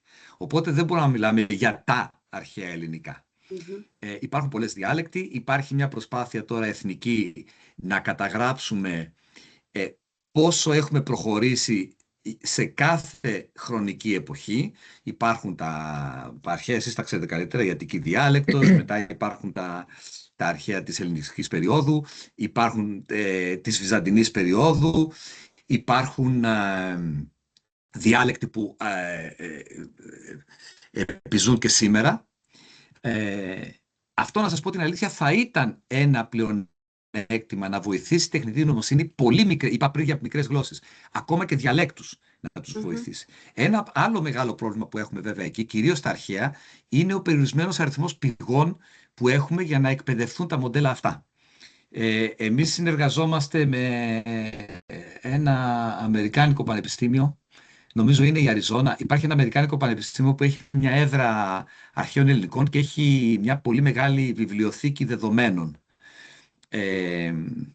Οπότε είναι κρίσιμο να έχουμε αρκετά δεδομένα. Δεν είναι αρκετά όπως στα νέα ελληνικά ή στις ζωντανές γλώσσες, που υπάρχει τυπογραφία, υπάρχει βιβλίο, υπάρχει εφημερίδα, αλλά υπάρχει μια προσπάθεια και για κάποιες περιόδους έχουμε στο EL και στο Αθηνά μοντέλα πετυχημένα. Κάποια στιγμή είχαμε προσπαθήσει να κάνουμε και μετάφραση και αντιμετωπίσαμε τα προβλήματα που σας λέω. Νομίζω για κάποιες περιόδους, ίσως στην Αττική διάλεκτο, δεν θυμάμαι τώρα, έχουμε κάνει πρόοδο. Μπορώ να κάνω ακόμα μια ερώτηση? Τι πρέπει να κάνει η Ελλάδα για να ενισχύσει την παρουσία της ελληνικής γλώσσας στη ψηφιακή εποχή? Εντάξει, η Ελλάδα μπορεί να κάνει πολλά πράγματα. Θα πρέπει η Ελλάδα να αντιληφθεί ότι αυτό είναι ένα ακριβό άθλημα, κυρίως για τους πόρους που χρειάζονται αυτά τα μοντέλα στην εκπαίδευση και στη λειτουργία τους. και επίσης να δώσει μια έμφαση στην επιστήμη που για μικρές χώρες όπως η Ελλάδα ή τέλος πάντων για άλλους λόγους είναι πάντα ένα ζητούμενο διαχρονικά. Αλλά πρέπει να πω επίσης ότι επειδή εδώ το είπα και στην ομιλία, είναι γεωπολιτικό το παιχνίδι, δεν είναι μόνο η Ελλάδα, είναι η Ευρώπη. Η Ευρώπη, εκτός του ότι οικονομικά μπορεί να μην είναι τόσο εύρωστη όπως η Ασία, οι μεγάλες ασιατικές χώρες μάλλον, ή οι μεγάλες αμερικανικές χώρες, έχει και μια ευαισθησία στο ρόλο του ανθρώπου απέναντι στην τεχνολογία γενικότερα. Οπότε έχουμε μια νομοθεσία που είναι λίγο πιο αυστηρή και από την βορειοαμερικάνικη και από την κινέζικη, ας πούμε, ινδική. Αυτό είναι σωστό κατά τη γνώμη μου, αλλά βάζει άλλη μια παράμετρο στο παιχνίδι του ανταγωνισμού. Δηλαδή ανταγωνιζόμαστε με μεγάλες χώρες που επίσης έχουν δώσει πολύ μεγάλη ελευθερία στις εταιρείες αυτές για το από πού θα πάρουν το υλικό για την εκπαίδευση, με τι αλγορίθμους, με τι τρόπο θα το εκπαιδεύσουν, πώς θα βγουν στην αγορά, τι θα λένε, τι ψευδαισθήσεις θα επιτρέπονται. Οπότε έχουμε να ανταγωνιστούμε ένα τέτοιο περιβάλλον. Οπότε πρέπει να πάμε ευρωπαϊκά, γιατί ελληνικά χρειάζεται ελληνική προσπάθεια, αλλά δεν αρκεί. Έτσι, είναι πολύ μεγάλα το στοίχημα είναι πολύ μεγάλο. Ευχαριστώ πολύ. Η κυρία Παδί κάτι ήθελε να πει, νομίζω. Ναι, η κυρία Παδί έχει σηκώσει το χέρι της. Καλησπέρα. Θα ήθελα να ρωτήσω εάν υπάρχει προοπτική στο μέλλον να μπορείς να συνομιλήσεις με την τεχνητή νοημοσύνη, έτσι όπως μιλάμε εμείς τώρα. Και το σκέφτομαι από την πλευρά των μαθητών μας, οι οποίοι δυσκολεύονται με τα προφορικά, που είναι και ο σκοπός του να μάθεις μια ξένη γλώσσα. Και αναρωτιέμαι αν θα μπορούν στο μέλλον να το κάνουν και αυτό. Ξέρω ότι υπάρχουν κάποια AI που μπορείς να το κάνεις, αλλά δεν είναι τόσο καλά ακόμη. Και αναρωτιέμαι αν δουλεύετε πάνω σε αυτό ή αν υπάρχει προοπτική στο μέλλον να γίνει κάτι τέτοιο. Πολύ καλή ερώτηση. Εγώ νομίζω ότι η τεχνολογία και η επιστήμη προχωράει προς τα εκεί. Όπως είπατε και εσείς, υπάρχουν κάποιες προσπάθειες. Εμείς στο Αθηνά κάνουμε κάποιες προσπάθειες σε αυτή την κατεύθυνση που είναι αρκετά εξειδικευμένες. Δηλαδή είναι ερευνητικές. Είχαμε εργαστεί σε ένα ψηφιακό βοηθό για νοηματική γλώσσα και το θυμήθηκα αυτό γιατί αναφέρατε θα μπορούσε να είναι ένα από αυτά τα κουτάκια που βλέπουμε τώρα στην οθόνη μας, θα μπορούσε να είναι ένα ρομπότ. Εμείς είχαμε κάνει μια τέτοια εφαρμογή για νοηματική γλώσσα. Εμείς τώρα έχουμε και μεγάλη έμφαση τα τελευταία 1-2 χρόνια σε ρομποτική, οπότε προσπαθούμε να συνδυάσουμε την επικοινωνία ανθρώπου-μηχανής, να έχει και γλωσσικά εργαλεία, το ρομπότ, η μηχανή που μιλάει. Τώρα στο να μπαίνει σε μια τέτοια συζήτηση θέλει μια προσαρμογή, δεν έχουμε ένα τέτοιο συγκεκριμένο application, αλλά τεχνικά δεν είναι τόσο δύσκολο. Δηλαδή τα δύσκολα κομμάτια είναι τα άλλα που συζητάμε. Το να προσαρμοστεί ένα από αυτά τα μοντέλα στο να συμμετέχει σε μια συζήτηση, τεχνολογικά δεν είναι τόσο δύσκολο. Μπορεί να είναι ακόμα πληρωτέο, να μην είναι δωρεάν. Αλλά είμαι σίγουρος ότι υπάρχουν δυνατότητες στις μεγάλες εταιρείες να παρέχουν κάτι τέτοιο. Αλλά έχετε δίκιο ότι αυτό θα ήταν μια ωραία εκπαιδευτική εφαρμογή σε παιδιά που έχουν ζήτημα με τα προφορικά ή που θέλουν να εξασκήσουν την προφορική συνομιλία. Στο τέλος, άρα θα αντικατασταθούμε και εμείς, μου φαίνεται. Ή θα βρούμε άλλο ρόλο. Θα βρούμε άλλο ρόλο. Ναι, σίγουρα θα αντικατασταθεί η απλοϊκή, η κακή εκπαίδευση, ας το πούμε έτσι. Όπως το παράδειγμα που έλεγα πριν για τον κακό νομικό.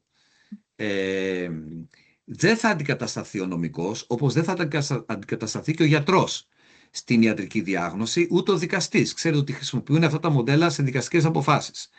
Λοιπόν, δεν θα αντικατασταθεί ο καλός δικαστής ή εξειδικευμένος δικαστής. Μπορεί να απλοποιηθεί ένα πρώτο φιλτράρισμα σε διαγνώσεις, σε δικαστικές αποφάσεις, να υπάρχει ένα πρώτο φιλτράρισμα. Αυτό το κάνουν τώρα στα βιογραφικά. Όταν μια εταιρεία παίρνει 100 βιογραφικά για μια θέση, πρώτα τα εξετάζει τεχνητή νοημοσύνη. Και τα 10 που προκρίνονται, τα εξετάζει άνθρωπος. Αυτό είναι ήδη ενέχει κινδύνους, γιατί αν το μοντέλο δεν είναι αρκετά καλό, θα προκρίνει αυτά στα οποία έχει εκπαιδευτεί. Σε θέση πληροφορικής θα προκρίνει άντρες, για παράδειγμα. Αυτό είναι απλοϊκό που λέω, έχει ξεπεραστεί τώρα, αλλά υπάρχει μεγάλη δουλειά στο να βγάλουμε την προκατάληψη από τα μοντέλα αυτά, γιατί εκπαιδεύονται με παραδείγματα. Ναι. Ευχαριστώ. Η κυρία Γεωργατζή λέει, στην κυρία Γεωργατζή απευθύνεται η ερώτηση, ναι. Αναφέρατε προηγουμένως ότι θα χρησιμοποιηθεί και στην ελληνομάθεια η χρήση AI. Πώς ακριβώς, στην κατανόηση γραπτού λόγου? Όχι το AI, η τεχνητή νοημοσύνη, η διαμεσολάβηση. Η διαμεσολάβηση προγραμματίζεται να είναι μία από τις δεξιότητες. Θα ανακοινωθεί σύντομα και από το Κέντρο Ελληνικής Γλώσσας, αλλά το ξέρω ότι θα γίνει και αυτό. Όχι η τεχνητή νοημοσύνη, διαμεσολάβηση. Ασκήσεις διαμεσολάβησης, αξιολόγησης. Ίσως έκανα λάθος και είπα τεχνητή νοημοσύνη, αλλά εννοούσα την διαμεσολάβηση. Ωραία. Υπάρχει κάποια άλλη ερώτηση? Κάποιος ο οποίος να θέλει? Να. Πιστεύετε όμως ότι το AI θα μπορεί να ανιχνεύει λανθάνουσες μορφές ως προς τη γλώσσα? Η ερώτηση με επικεντρώνεται περισσότερο προς τον εντοπισμό του σαρκασμού, της ηρωνίας και της λανθάνουσας ρητορικής μίσους, δεδομένου ότι ο σαρκασμός και η ηρωνία εμφανίζεται ως ρητορικό σχήμα με αντίθετο νόημα από αυτό που γράφεται. Θα μπορεί το AI να εντοπίσει τη διαφορά ανάμεσα στις λέξεις και το λανθάνον νόημά τους? Πολύ καλή ερώτηση και αυτή. Τι να σας πω, γενικά εγώ είμαι της άποψης ότι όλα θα βελτιώνονται αυτά τα μοντέλα. Δηλαδή θα μπορέσουν να εκφράσουν αυτές τις λεπτές μορφές που αναφέρεται εδώ του λόγου ή να τις αναγνωρίσουν. Εγώ πιστεύω ότι ναι. Τώρα, αν με ρωτήσετε αν θα γίνει σε 1 χρόνο ή σε 10 χρόνια, αυτό δύσκολα δεν μπορώ να το απαντήσω. Αν και θα έλεγα πιο κοντά στο 1 παρά στα 10 χρόνια. Γενικά πιστεύω ότι αυτά τα μοντέλα θα μπορέσουν να προσομοιάσουν την ανθρώπινη λειτουργία. Δεν θα την παράξουν, έτσι, δεν είναι πραγματικά ευφυΐα. Η τεχνητή νοημοσύνη δεν είναι πραγματικά νοημοσύνη, είναι προσομοίωση της νοημοσύνης. Απλώς είναι τόσο καλή προσομοίωση με τόσο μεγάλο που τελικά δύσκολα τη διαφοροποιούμε. Μπορεί βέβαια τα συγκεκριμένες μορφές λόγου που αναφέρεται εδώ, που είναι πραγματικά έτσι, ανθρώπινες, έτσι, πάνε πολύ βαθιά στο χαρακτήρα της ανθρώπινης φύσης και του ανθρώπινου λόγου, να παραμείνουν τα δύσκολα κομμάτια για ένα κείμενο τεχνητή, να παραμείνουν αυτά που δύσκολα ανιχνεύει, δύσκολα παράγει. Και μπορεί να είναι ακριβώς αυτά στα οποία θα καταλαβαίνουμε ότι το κείμενο παράχθηκε αυτόματα. Αλλά γενικά η τάση είναι τα μοντέλα να βελτιώνονται. Έχουμε δει εντυπωσιακή βελτίωση τα τελευταία λίγα χρόνια. Οπότε πιστεύω θα το πλησιάσουν, αν δεν το πετύχουν 100% αυτό που ρωτάτε. Δηλαδή και τον εντοπισμό και την παραγωγή. Αυτή είναι η προσωπική μου εκτίμηση. Ωραία. Κάποια άλλη ερώτηση?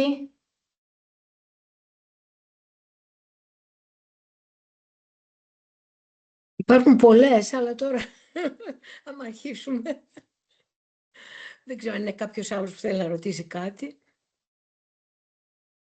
Να το κάνει τώρα που έχουμε τον κύριο Εμίλη. Εγώ θα ήθελα να ρωτήσω, αφού βλέπω δεν γράφει κανένα συνάδελφος στη συνομιλία, με το συναίσθημα τι γίνεται. Κατά πόσο δηλαδή θα μπορέσει να μιμηθεί ή να ανιχνεύει το συναίσθημα ή να ανταποκρίνεται σε αυτό, σε ποιο βαθμό αυτό πιστεύετε ότι μπορεί να γίνει?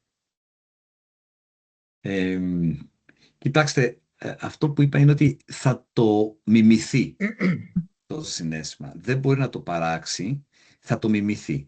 Το ερώτημα είναι αν το μιμηθεί πάρα πολύ καλά, δύσκολα θα το καταλαβαίνουμε. Και έχουμε δει και κακά παραδείγματα σε αυτό. Έχουμε δει άτομα που οδηγήθηκαν στην αυτοκτονία μετά από μια συνομιλία με το μηχάνημα. Και εμείς, και στην ομιλία μου είπα ένα παράδειγμα που αν του μιλήσω θα μου πει σήμερα σε βλέπω πολύ ομιλητικό ή το ανάποδο. Ναι, ή το ανάποδο. Ναι. Εγώ το ρωτάω το μηχάνημα, πράγματα που εκφεύγουν του να μαζέψει πληροφορία. Τον ρωτάω τι θα έκανε ένας καλός πρόεδρος στο Ερευνητικό Κέντρο Αθηνά. και μου απαντάει. Και μετά βλέπω τις παραπομπές και πάει και βρίσκει, ας πούμε, την ετήσια έκθεση δραστηριότητας που εκδίδουμε. Και πάει και βρίσκει στο λίμα στρατηγική του οργανισμού ή βρίσκει παρόμοιους οργανισμούς. Ξέρω εγώ, παίρνει από το report του Δημόκριτου και μου βγάζει κειμενάκια. Και έχει ενδιαφέρον. Τώρα, αφού ξεκινήσαμε έτσι στη συζήτηση, μπορώ να απαντήσω και στο chat ότι αν θα μπορούσε η τεχνητή νοημοσύνη από απλή προσομοίωση να αποκτήσει πραγματική ευφυΐα. Αυτό τώρα γίνεται, δεν είναι δικό μου, αυτό το ερώτημα είναι για φιλοσόφους, για νευρολόγους. Τι είναι η πραγματική ευφυΐα? Έτσι. Εμένα μου φαίνεται τρομερά ενδιαφέρον που φτιάξαμε ένα μηχάνημα που προσομοιάζει. Άρα αυτό το μοντέλο που έχουμε για τους νευρώνες δεν είναι κακό. Έτσι. Οι νευρολόγοι προφανώς έχουν δει στον εγκέφαλο ότι υπάρχουν νευρώνες. Αλλά αυτό το γεγονός ότι έχουμε πάρα πολλές απλές πράξεις που στο τέλος καταλήγουν να παράγουν λόγο, πιστεύω είναι τρομερά ενδιαφέρον για τους νευροεπιστήμονες. Το ερώτημα βέβαια είναι, νομίζω το είπα και στην ομιλία, η ευφυΐα είναι να βρίσκω την επόμενη λέξη στο λόγο μου, γιατί αυτό κάνουν τα μηχανήματα αυτά. Ή το να μιλάω σαν άνθρωπος είναι 100% ευφυΐα, υπάρχουν και άλλα πράγματα που δεν τα κάνει τόσο καλά. Ναι, το βλέπω εδώ, η κυρία Γρηγορίου λέει, ναι, να ξεφύγει από τη μίζα να πάρει αυθεντική σκέψη. Δεν ξέρω τι είναι η αυθεντική σκέψη. Αν του κάνω ερώτημα, μπορώ να του πω, φτιάξε μου ένα κείμενο, είναι βράδυ, είναι Πέμπτη βράδυ στην Αθήνα. Πες μου τι σκέφτεσαι και θα μου πάει. Αν του πω και πες μου τι νιώθεις, δεν ξέρω. Κάποια στην αρχή απαντούσαν τα μηχανήματα αυτά, εγώ δεν νιώθω, είμαι ένα μηχάνημα. Τώρα σιγά σιγά μπορεί να απαντήσει στην ερώτηση τι νιώθεις. Να πει, ξέρω ότι είναι αργά εκεί που είσαι, θα σου πω 5 λόγια που ταιριάζουν με την ώρα, θα είσαι κουρασμένος και θα σου πω πώς να χαλαρώσεις, ας πούμε. Να κάνω μια πολύ μικρή ερώτηση σύντομη και να δώσω το λόγο στους συναδέλφους πάνω σε αυτό που λέτε. Έχω την αίσθηση ότι μετά από καιρό που το χρησιμοποιείς και όταν έχεις ένα συγκεκριμένο λογαριασμό, σου απαντάει πολύ κοντά στον τρόπο που εσύ μιλάς και εκφράζεσαι. Σε μιμείται δηλαδή εσένα, τον ίδιο το χρήστη. Ή σου απαντά με βάση τα ενδιαφέροντά σου, με αυτά που το έχεις ρωτήσει πιο πριν. Αλλά παρατηρώ ότι και γλωσσικά στη γλώσσα οι εκφράσεις που χρησιμοποιείς καμιά φορά στις πετάει πίσω, στις ξαναδίνει και σου απευθύνεται με αυτόν τον τρόπο. Ισχύει ή είναι απλώς... Ισχύει.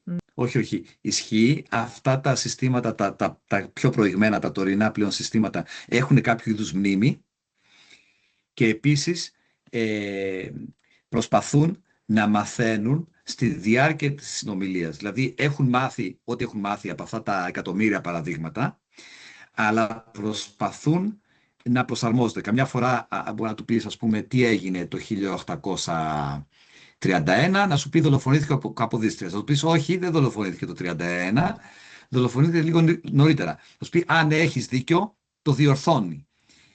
Την επόμενη φορά που θα το ρωτήσεις, θα το ξέρει. Δηλαδή έχει ένα είδους μνήμη και εκμάθηση στη διάρκεια της συνομιλίας μας.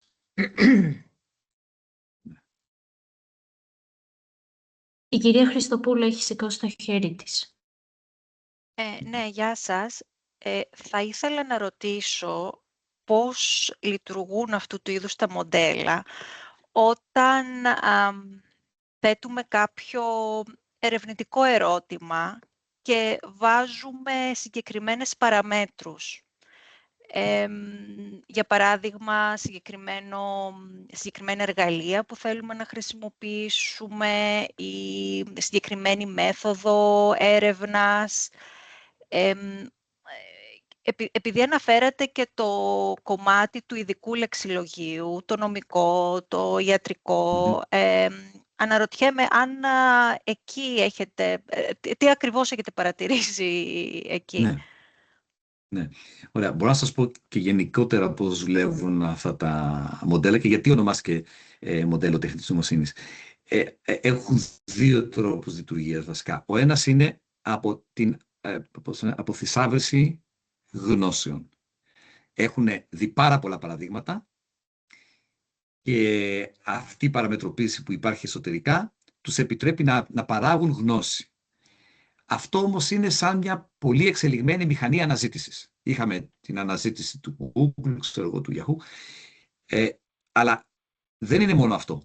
Είναι ότι τα μοντέλα τεχνητής νοημοσύνης, και λέω γι' αυτό ονομάστηκαν έτσι, μπορούν κάπως να γενικεύσουν τη γνώση που έχουν συγκεντρώσει. Δηλαδή, να πάρουν 5 παραδείγματα και να δώσουν απάντηση σε ένα έκτο ερώτημα, το οποίο μοιάζει βέβαια με αυτά που έχουν διδαχθεί. Άρα, μπορεί να δει πολλά νομικά κείμενα, αλλά αυτό που θα παράξει δεν είναι απλώς κοπτοραπτική των υφισταμένων, συνδυασμός των υφισταμένων. Είναι, σαν να πούμε, ο μέσος όρος, αλλά είναι κάτι που δεν έχει δει το μηχάνημα. Δημιουργείται από αυτά που έχει δει, αλλά είναι αυτό λέγεται η ικανότητα γενίκευσης. Τα μηχανήματα λοιπόν αυτά έχουν το generalization μέσα τους και γι' αυτό ονομάστηκαν τεχνητή νοημοσύνη. Μπορούν να απαντάνε ερωτήσεις που δεν έχουν δει ακριβώς την ίδια ερώτηση. Έχουν δει πάρα πολλές παρόμοιες. Πάρα πολλές βέβαια, αλλά παρόμοιες. Καμία ακριβώς ίδια. Εντάξει. Οπότε με αυτή την έννοια μπορούν να παράξουν και το εξειδικευμένο κείμενο αν έχουν εκπαιδευτεί αντιστοίχως, αλλά να παράξουν κείμενο νομικό, ας πούμε, ιατρικό κτλ. Το οποίο δεν χρειάζεται να έχουν δει απόφαση κτηματολογίου για να φτιάξουν απόφαση κτηματικής. Έτσι, ηρίστον εν παρόδο, αυτό χρησιμοποιείται, αυτό που σας λέω σήμερα, και οι τράπεζες και πολλές υπηρεσίες παράγουν νομικό κείμενο με μοντέλα τεχνητής νοημοσύνης. Υπάρχει αυτή η γενίκευση. Ήταν κάτι άλλο? Okay. Ελπίζω να απάντησα σε αυτό. Η κυρία Λοϊζίδου. Ναι. Ήθελα να ρωτήσω αν υπάρχει κίνδυνος να αλλοιωθεί η ελληνική γλώσσα μέσα από τη χρήση εργαλείων του AI. Δεν νομίζω, αυτό δεν το έχω δει, δεν το έχουμε σκεφτεί έτσι σαν καινούριο κίνδυνο. Η ελληνική γλώσσα έχει έναν κίνδυνο επειδή είναι μικρή, επειδή σε πολλές δραστηριότητες μας συνεννοούμαστε χρησιμοποιώντας άλλη γλώσσα, ίσως την αγγλική περισσότερο από όλες, οπότε έχει τους κλασικούς κινδύνους. Η τεχνητή νοημοσύνη δεν νομίζω ότι παρουσιάζει, δηλαδή από τη μία παρουσιάζει ένα κίνδυνο γιατί έρχονται πανίσχυρα γλωσσικά μοντέλα από άλλες γλώσσες, απ' την άλλη όμως μας δίνει ένα πλεονέκτημα ότι από τη στιγμή που έχουμε φτιάξει και ελληνικά μοντέλα, έχουμε σύγχρονα εργαλεία που θα στηρίξουν την ελληνική γλώσσα. Οπότε υπάρχει και το υπέρ και το πρόβλημα. Δεν βλέπω δηλαδή κάτι ιδιαίτερα καταστροφικό ως προς τις μικρές γλώσσες και ιδιαίτερα τα ελληνικά στην εποχή της τεχνητής νοημοσύνης. Να πω εδώ τώρα κάτι, το είχα σκεφτεί και πριν, αλλά ταιριάζει και εδώ, ότι σιγά σιγά η τεχνολογία φεύγει από τα τεράστια γλωσσικά μοντέλα, αυτά τα large language models, γιατί θεωρούμε ότι αυτά τα γλωσσικά μοντέλα αντιστοιχούν σε αυτό που λέμε κοινή λογική, γενική παιδεία, και στις εξειδικευμένες εφαρμογές φτιάχνουμε μικρότερα μοντέλα, πιο φτηνά, πιο ευέλικτα, πιο εύκολο να παραχθούν και να εκπαιδευτούν, τα οποία λέγονται agents, πράκτορες. Θα το έχετε ακούσει, agentic AI. Η ιδέα λοιπόν του agentic AI είναι ότι έχουμε εξειδικευμένα εργαλεία που ξέρουν μόνο νομικά ή ξέρουν μόνο ιατρικά και πολύ συχνά, σχεδόν πάντα, πρέπει να λειτουργήσουν παρέα, μαζί με ένα γενικό μοντέλο σαν το ChatGPT. Το μοντέλο είναι ακριβώς ανθρώπινο. Ένας άνθρωπος με γενική παιδεία, γενικές γνώσεις, εξειδικεύεται με τον agent στην επιστήμη του. Άρα διατηρεί την κοινή λογική μέσω του LLM, μέσω του ChatGPT, αλλά κάνει την τάδε επιστήμη. Ανέφερα το παράδειγμα της βιολογίας. Έτσι, η παραγωγή φαρμάκων ίσως είναι το πιο μεγάλο κέρδος που είχαμε μέχρι σήμερα από την τεχνητή νοημοσύνη. Και το Νόμπελ που δόθηκε πέρυσι στη χημεία δόθηκε σε επιστήμονες τεχνητής νοημοσύνης με αυτή την αγγλική εταιρεία που αγόρασε η Google, οι οποίοι πλέον έχουν αλλάξει τον τρόπο που κατασκευάζουμε φάρμακα μέσα σε 3-5 χρόνια. Οπότε υπάρχει μια γενική γνώση και υπάρχουν και τα εξειδικευμένα εργαλεία. Αυτό ήθελα να πω. Ευχαριστώ. Μία ερώτηση στη συνομιλία. Υπάρχει μια γενική συμβουλή που θα μπορούσαμε να δώσουμε στους μαθητές για τη χρήση του AI και μια γενική συμβουλή για τη χρήση του AI και σε εμάς τους εκπαιδευτικούς? Η γενική συμβουλή είναι να έχουμε κριτική σκέψη απέναντι σε αυτά τα μηχανήματα. Πάντα έπρεπε, έτσι, ο άνθρωπος είναι ορισμός. Η κριτική σκέψη είναι ορισμός για τον άνθρωπο, αλλά σε αυτά τα μηχανήματα ακόμα περισσότερο, γιατί έχουν αυτό τον κίνδυνο του ανθρωπομορφισμού. Δηλαδή, ακούγονται σαν να ήταν ανθρώπινη η ομιλία τους. Είναι από τους βασικούς κινδύνους. Και μετά από λίγο ξεχνιόμαστε και αρχίζουμε να του λέμε πράγματα για τον εαυτό μας, ρωτάμε πράγματα εντελώς προσωπικά και ιδιωτικά, και αυτό ίσως παραπέμπει και στην επόμενη ερώτηση για να τη συνδυάσω ως προς την ιδιωτικότητα των δεδομένων που δίνουμε σε μια τέτοια συνομιλία. Άρα η γενική συμβουλή είναι κριτική σκέψη. Αν μπορώ να απαντήσω και την επόμενη, σίγουρα προκύπτουν ζητήματα ιδιωτικότητας και τα μεγάλα μοντέλα όταν εκπαιδεύτηκαν χρησιμοποίησαν δεδομένα που μερικές φορές δεν είχαν πάρει το copyright. Εμείς στο Φάρο δαπανούμε 2 εκατομμύρια στα σύνολο 30 εκατομμύριων όλου του έργου για αγορά δικαιωμάτων κειμένου. Αλλά έχετε δίκιο ότι πολλές φορές ξεχνιόμαστε. Αλλά μεταξύ μας, και όταν μια εφαρμογή στο κινητό μου ζητήσει πληροφορίες, δεν θα έπρεπε να τις δώσω. Πολύ συχνά τις δίνω. Μπαίνω σε μια εφαρμογή και λέει δώσ' μου ημερομηνία γέννησης, δώσ' μου διεύθυνση για να σου κάνω μια καλύτερη πρόβλεψη. Αυτά πολύ εύκολα αποθηκεύονται κάπου. Πολύ εύκολα χακάρονται από κάποιον. Έτσι, έχουμε δει που έχει φτάσει η τεχνολογία σήμερα και οι πολεμικές χρήσεις της. Βλέπουμε ότι οι επικοινωνίες είναι ευάλωτες τελικά. Άρα πόσο μάλλον όταν μόνοι μας μιλάμε με ένα τέτοιο εργαλείο, το οποίο ουσιαστικά είναι ένας υπολογιστής που τρέχει, δεν ξέρω, στη Βόρειο Φιλανδία για να ψύχεται πιο εύκολα ή στην Αλάσκα, ας πούμε. Εντάξει. Οπότε ποιον έλεγχο έχει εκεί η Ελλάδα ή η Ευρώπη, πόσο μάλλον ναι, σίγουρα θέλει μεγάλη προσοχή. Υπάρχουν και άλλα τέτοια ζητήματα. Τι να σας πω τώρα για την έρευνα, ρώτησε μια συνάδελφος. Εμείς γράφουμε ερευνητικές προτάσεις. Καταρχήν τώρα οι προτάσεις γράφονται με τέτοια εργαλεία. Αλλά και η αξιολόγησή τους γίνεται με τέτοια εργαλεία. Αυτό ποιος είναι ο κίνδυνος? Εγώ σαν αξιολογητής παίρνω μια ερευνητική πρόταση, την βάζω στο εργαλείο για να πάρω την αξιολόγηση, αλλά τώρα το εργαλείο έχει μάθει την πρότασή μου.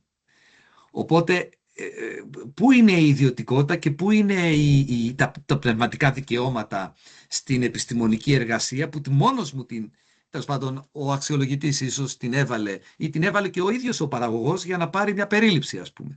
Οπότε μόνοι μας δίνουμε πολύ συχνά τα δεδομένα αυτά. Δηλαδή κάτι άλλο που αν ας πούμε υπάρξουν 100.000 άτομα τα οποία ρωτάνε τον ψυχολόγο τους να τους δώσει λύσεις στα προσωπικά τους προβλήματα. Αυτά όλα μπαίνουν μέσα, πλουτίζεται η βάση δεδομένων και ξαφνικά εκεί που δεν μπορείς να έχεις συναίσθημα ή να δώσεις κάτι σε τέτοια θέματα, ξαφνικά θα αρχίσει να δίνει έχοντας τις 100.000 απαντήσεις από τον ψυχολόγο. Ισχύει αυτό που λέω ή είναι βλακεία? Όχι, ισχύει αυτό που λες, Ευαγγελία. Δεν είναι τόσο εύκολο να το κάνει, γιατί πρέπει να συνδυάσει. Λέω τώρα, είπα 100.000, έτσι είπα. Ναι. Όχι, εγώ βλέπω να πλησιάζει. Δεν ξέρω αν θα φτάσει στο 100%, αλλά σίγουρα θα πλησιάσει το ψυχολόγο ή έναν ανθρώπινο συνομιλητή, και το ζήτημα είναι αν πλησιάσει πάρα πολύ, αν θα είναι εμφανής η διαφορά. Έτσι. Δηλαδή δεν θα είναι, σε πολλά θέματα δεν θα είναι έμφανη η διαφορά. Άμα θα σκεφτείς έτσι, πας σε θέματα που είναι... Δεν ξέρεις, είναι τρομακτικά. Είναι τρομακτικά. Συμφωνώ. Ναι. Κοιτάξτε, εγώ νομίζω ο άνθρωπος θα προσαρμοστεί, αλλά σίγουρα είμαστε μπροστά σε μια νέα εποχή και θα είναι επώδυνο σε εμάς που να την αντιμετωπίζουμε σαν κάτι καινούριο. Τα παιδιά μας το αντιμετωπίζουν σαν κάτι σχεδόν φυσιολογικό. Μιλάνε στο κινητό τους και λέει, μπαμπά, λέει, κάθεσαι και πληκτρολογείς. Αυτοί μιλάνε στο κινητό του. Εγώ ούτε το φανταζόμουν, ούτε θέλω, ούτε μου είναι εύκολο. Η νέα γενιά μιλάει στο κινητό, μιλάει στο αυτοκίνητο, διορθώνει το, και αυτό ίσως παραπέμπει και στην επόμενη ερώτηση εδώ που βλέπω στο chat για την επεξεργασία φυσικής γλώσσας. Νομίζω τα μοντέλα τεχνητής νοημοσύνης θα είναι ήδη και θα εξακολουθήσουν να είναι πανίσχυρα σε τομείς όπως η επεξεργασία φυσικής γλώσσας. Είναι άλλωστε ο τομέας αυτός. Ναι, υπάρχουν μοντέλα, όπως στην Python ή άλλες γλώσσες. Τώρα για το τι είναι πιο αξιόπιστο να χρησιμοποιήσει ο γλωσσολόγος, δεν είμαι ειδικός. Εγώ πιστεύω ότι και σήμερα υπάρχουν πολλοί τομείς στους οποίους δεν μπορεί να αντικατασταθεί ο γλωσσολόγος από τα μοντέλα αυτά, αλλά στο εγγύς και απότερο μέλλον θα βελτιώνονται τα μοντέλα αυτά. Οπότε ο άνθρωπος θα επικεντρωθεί σε αυτά που πραγματικά δηλαδή είναι καλός. Δηλαδή όχι τόσο στη γνώση, όχι τόσο στην αναπαραγωγή γνώσεων ή τον συνδυασμό γνώσεων ή την σύνοψη, την περίληψη κτλ. Όσο στις δεξιότητες. Έτσι, θα πρέπει ο άνθρωπος να επικεντρώσει σε αυτά που δεν κάνει το μηχάνημα καλά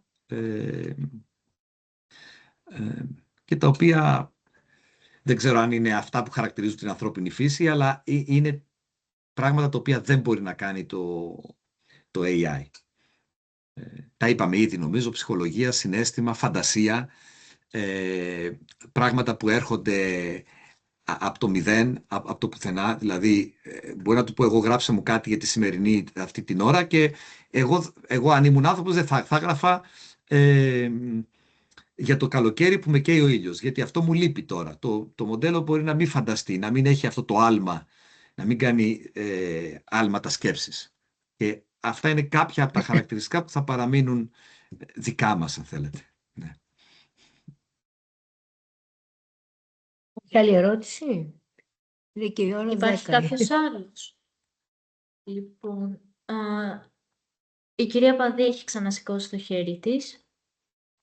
Ευχαριστώ. Θα ήθελα να ρωτήσω εάν υπάρχουν σεμινάρια ή αν θα γίνουν στο μέλλον σεμινάρια, ειδικά για τους εκπαιδευτικούς, που αφορούν ζητήματα όχι μόνο χρήσης της τεχνητής νοημοσύνης, αλλά και ηθικά ζητήματα. Θα με ενδιέφερε, επειδή είστε ειδικός, γι' αυτό ρωτάω, εάν γνωρίζετε και στα αγγλικά. Ναι.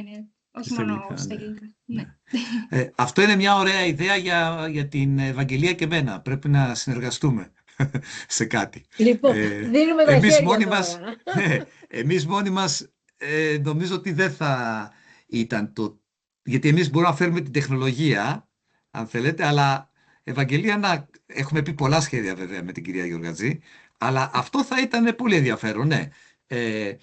Εμείς μας ενδιαφέρει να το κάνουμε, αλλά θα πρέπει να μας δώσετε το πλαίσιο ή να μας καθοδηγήσετε λίγο στο αντικείμενο. Δηλαδή, εμείς είμαστε πιο πολύ στην τεχνολογία. Σήμερα έχω εξαντλήσει σας έχω φέρει ό,τι πιο ειδικό κάνουμε σε εκπαίδευση και λόγο. Άμα είναι τώρα να κάνουμε σεμινάρια ειδικά σε εκπαιδευτικούς, θα πρέπει να συνεργαστούμε με την κυρία Γεωργατζή. Πρόσκληση, κυρία Ευαγγελία, αυτό. Ακριβώς. Συνέχεια έχω πολλές προκλήσεις και προσκλήσεις και ειδικά Εκτός αν... έχω μιλήσει πολλές φορές με τον Γιάννη για αυτά τα θέματα, ότι θέλω να κάνω κάποια πράγματα. Οπότε θα έχουμε συνέχεια, οπωσδήποτε. Πολύ ωραία. Πολύ ωραία. Εγώ ήθελα κάτι να ρωτήσω, για να τελειώσουμε, αν δεν είναι κάτι άλλο, κάποιος άλλος να πει κάτι, δεν ξέρω. Να μην κόψω.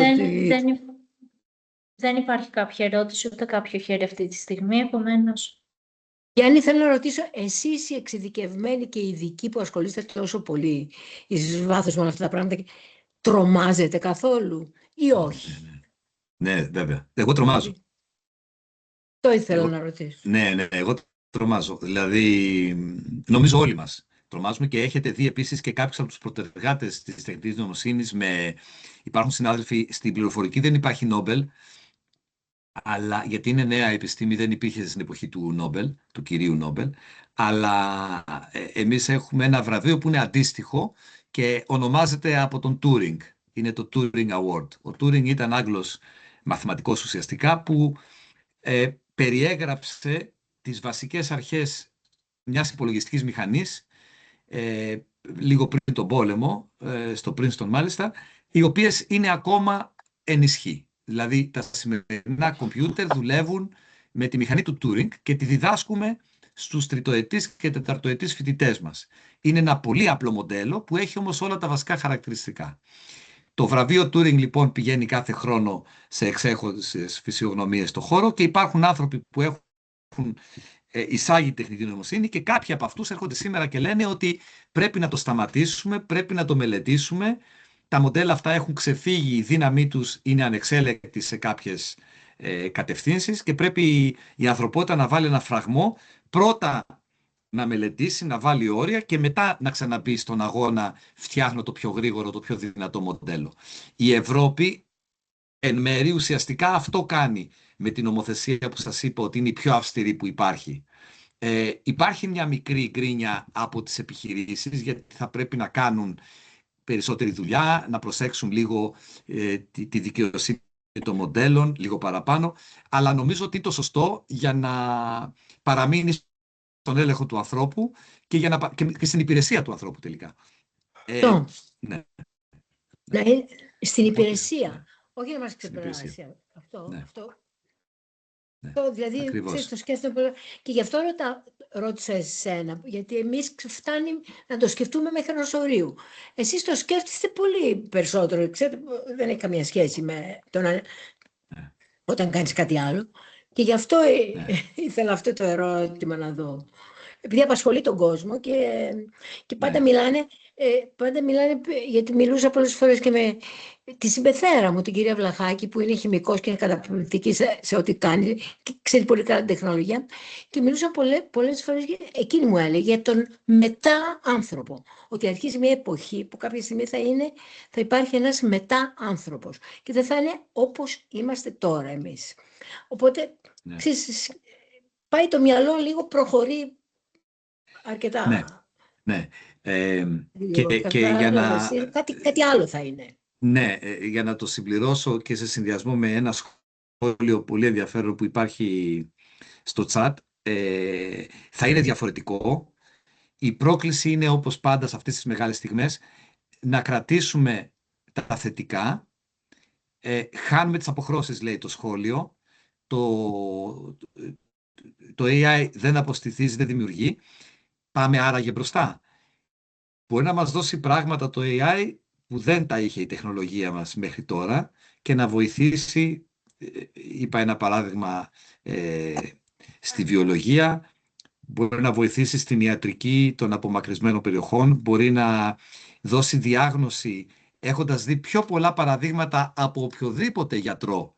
Οποιοδήποτε γιατρός, οποιαδήποτε καριέρα και αν έχει, δεν θα δει τα παραδείγματα που έχει δει, ακτινογραφίας τάδε ένα εργαλείο τεχνητής νοημοσύνης. Αλλά εναπόκειται σε εμάς και στις κοινωνίες να βάλουν όρια, να κρατήσουν τα θετικά και να μην το χρησιμοποιούν άκρητα, να μην αντικαταστήσουν τον άνθρωπο εκεί που δεν αντικαθίσταται, που δεν θέλουμε να αντικατασταθεί. Είναι πάντα ένα στοίχημα. Οι μεγάλες τεχνολογίες είναι πάντα ένα στοίχημα. Και το αυτοκίνητο ήταν πολύ θετικό και είχε και αρνητικά. Η τυπογραφία όταν ήρθε, πολλοί την πολέμησαν. Ναι. Αυτό να κλείσουμε με ένα θετικό μήνυμα. Ότι να κρατήσουμε, όπως λες, τα θετικά από όλη αυτή την ιστορία του τεχνητής νοημοσύνης και εσείς οι ειδικοί να μπορέσετε να βάλετε τα όρια σας, γιατί αυτό είναι το θέμα δικό σας πια. Εγώ θέλω να πω και κάτι άλλο που είναι σε αυτή την κατεύθυνση, τη θετική όπως λες, είναι ότι αυτό που είναι μαγικό και πολύ ωραίο σε αυτή την τεχνολογία είναι ότι τελικά δεν είναι τεχνολογία πληροφορικής. Δεν είναι μόνο πληροφορικής. Είναι τόσο κοντά στις ανθρώπινες δραστηριότητες που δεν θα υπήρχε χωρίς τους νευροεπιστήμονες. Δεν θα υπήρχε χωρίς τους γλωσσολόγους για την επεξεργασία κειμένου που θα εκπαιδεύσει την εξυπνάδα των μηχανών. Δεν θα υπήρχε χωρίς τους εκπαιδευτικούς, γιατί κάποιες από αυτές τις λειτουργίες είναι εκπαιδευτικές. Εμείς στο Αθηνά έχουμε μόνιμες θέσεις πληροφορικών ως επιτοπλίστων και μηχανικών, αλλά έχουμε και μόνιμες θέσεις και επί συμβάση θέσεις γλωσσολόγων. Προκυρήσουμε θέσεις φιλολόγων. Νομίζω είναι μαγικό το πώς συνεργάζονται αυτές τις επιστήμες και είναι και ένα από τα κλειδιά στην ανθρώπινη χρήση της τεχνητής νοημοσύνης να παραμείνουν οι ανθρωπιστικές και κοινωνικές επιστήμες στην καρδιά της νέας τεχνολογίας και αυτού του φαινομένου. Γιατί όλοι ξέρουμε ότι οι ανθρωπιστικές και οι κοινωνικές επιστήμες είναι απαραίτητες. Δεν πρέπει να ξεχνόμαστε από την τεχνολογική πρόοδο και να βάζουμε όλη μας την προσπάθεια στις θετικές επιστήμες και στις τεχνολογίες, αλλά ειδικά εδώ είναι ένα καταπληκτικό παράδειγμα πώς υπάρχει ανάγκη για να προοδεύσει η τεχνητή νοημοσύνη σε ειδικότητες εντελώς έξω από την πληροφορική και εντελώς έξω από τους μηχανικούς. Πολύ θετικό που λες τώρα, είναι πραγματικά, γιατί χωρίς αυτές τις πληροφορίες δεν μπορεί να υπάρξει τεχνολογική εξέλιξη, οπωσδήποτε πρέπει να είναι όλοι αυτοί. Δεν το είχα σκεφτεί, όπως το λες. Ναι, η γλώσσα, η φιλοσοφία. Είναι πολύ θετικό. Ναι. Τι θέλουμε να παράγει αυτό το... Θέλουμε να παράγει πρόβλεψη του καιρού. Θέλουμε να παράγει οπότε θέλουμε τους φυσικούς επιστήμονες, αλλά και ο τρόπος έκφρασης θέλουμε να είναι πρόγνωση για ακραία καιρικά φαινόμενα. Χρειαζόμαστε την επικοινωνία, άρα τη γλώσσα. Πολλά τα θετικά. Γιάννη, σε ευχαριστούμε πάρα πολύ. Πραγματικά από καρδιάς το λέω, γιατί είναι κουβέντες που τις κάναμε σήμερα και εξελίχθηκαν πραγματικά σε κάτι πολύ επικοδομητικό για όλους μας. Για όλους. Και για μένα. Νομίζω και για αυτούς που... Εσύ δεν ξέρω αν σε ταλαιπωρήσαμε σήμερα με όλες αυτές τις ερωτήσεις, αλλά νομίζω, βλέπω και την Αλήσια, την αγαπημένη φίλη από την Ισπανία. Για μένα είναι πάντα... Μου λέει χίλια ευχαριστώ. Ναι, είναι πάντα πολύ ενδιαφέρον να μιλάω και με διαφορετικό κοινό, γιατί είναι πρόκληση για μένα και επίσης μας προσγειώνει λίγο, μας φέρνει πιο κοντά στη κοινωνία και στους ανθρώπους που τελικά είναι αποδέκτες της δουλειάς μας. Και μας χρειάζονται αυτές οι κουβέντες. Κοίταξε, είναι πολύ ακούσαμε το βασικό, αλλά μετά νομίζω οι κουβέντες που κάναμε, αυτό είναι το υπερ-παύλα θετικό, νομίζω, σε όλη αυτή την... Να είσαι καλά, Ευαγγελία. Ευχαριστώ πάρα πολύ και τα σχόλιά σας είναι πολύ ενθαρρυντικά. Ευχαριστώ πολύ. Και εμείς ευχαριστούμε πάρα πολύ. Νομίζω εκ μέρους όλων το λέω, ότι ήταν μια πολύ ωραία και επικοδομητική βραδιά αυτή. Τιμή μου, Ευαγγελία. Ευχαριστώ για την πρόσκληση. Και τα σχόλια και όσα είπαμε. Είστε εξαιρετικός ομιλητής και εγώ πραγματικά χαίρομαι που υπάρχει αυτή η ανθρώπινη ζεστασιά σας και όχι ένα AI εδώ να μας φυλάει και να μας ενημερώνει. Σωστό. Γιάννη, χίλια ευχαριστώ. Και εγώ ευχαριστώ, ήταν πολύ ωραία συζήτηση. Σας ευχαριστώ πάρα πολύ και σας ευχαριστούν και οι συνάδελφοι όλοι. Όλοι όσοι είσαστε μαζί μας απόψε, νομίζω ήταν μια πολύ επικοδομητική βραδιά, όπως είπα, και θέλω να ευχαριστήσω και όλους όσοι κάτσαν μέχρι αυτή την ώρα, γιατί για μερικούς είναι και πολύ αργά, για μας είναι λίγο ίσως πιο νωρίς, και εύχομαι να υπάρχουν και άλλες τέτοιες συναντήσεις. Πάντως υπάρχει ενθουσιασμός και είναι πολύ ζεστή η συντροφιά, οπότε εγώ το χάρηκα, κανένα πρόβλημα και οι συζητήσεις αυτές σε κάνουν να σκέφτεσαι και λίγο έξω από την καθημερινότητά μας, οπότε χάρηκα ιδιαίτερα. Σε βγάλαμε λίγο από τα νερά σου. Μια χαρά. Ναι, ισχύει. Κάποιες δύσκολες ερωτήσεις, πρέπει να το πω, γιατί δεν έρχονται κάθε μέρα. Φιλολογίες και τη γλώσσα, οπότε... Ναι, και πρέπει να τις σκεφτώ, ναι. Αλλά είναι πολύ ζωντανή η παρέα. Μπράβο και στην κυρία Γιωργατζή και σε όλους τους συντελεστές. Ευχαριστώ για την πρόσκληση. Να μας Έγινε. έχει ο Θεός Ευχαριστώ καλά, πάρα να πολύ. ανταμώνουμε που λέει ο κ. Σαββόπουλος και να Ακριβώς. ξεφαντώνουμε. Ξεφαντώσαμε σήμερα με τεχνητή νοημοσύνη. Πολύ ωραίο ξεφάντωμα. Σας Τέλειο. περιμένουμε τώρα τέλος Μαρτίου. Καλό βράδυ. Έχει. Τέλος Μαρτίου Οκ. έχουμε το επόμενο σεμινάριο, 28, Ναι, ναι. που είναι τα κείμενα και ο πολιτισμός. Η τέχνη και ο πολιτισμός, ναι. Μάλιστα. Μάλιστα. Και η σάλα με Ωραία. υγεία. Έγινε. Χαίρετε. Καλό Σας βράδυ. ευχαριστούμε Ευχαριστώ και πάρα πάλι. πολύ. Γεια σας. Καλό βράδυ. Να είστε Ευχαριστούμε καλά. πολύ. Γεια σας. Καληνύχτα. Γεια Γεια σας. σας. Γεια σας. Γεια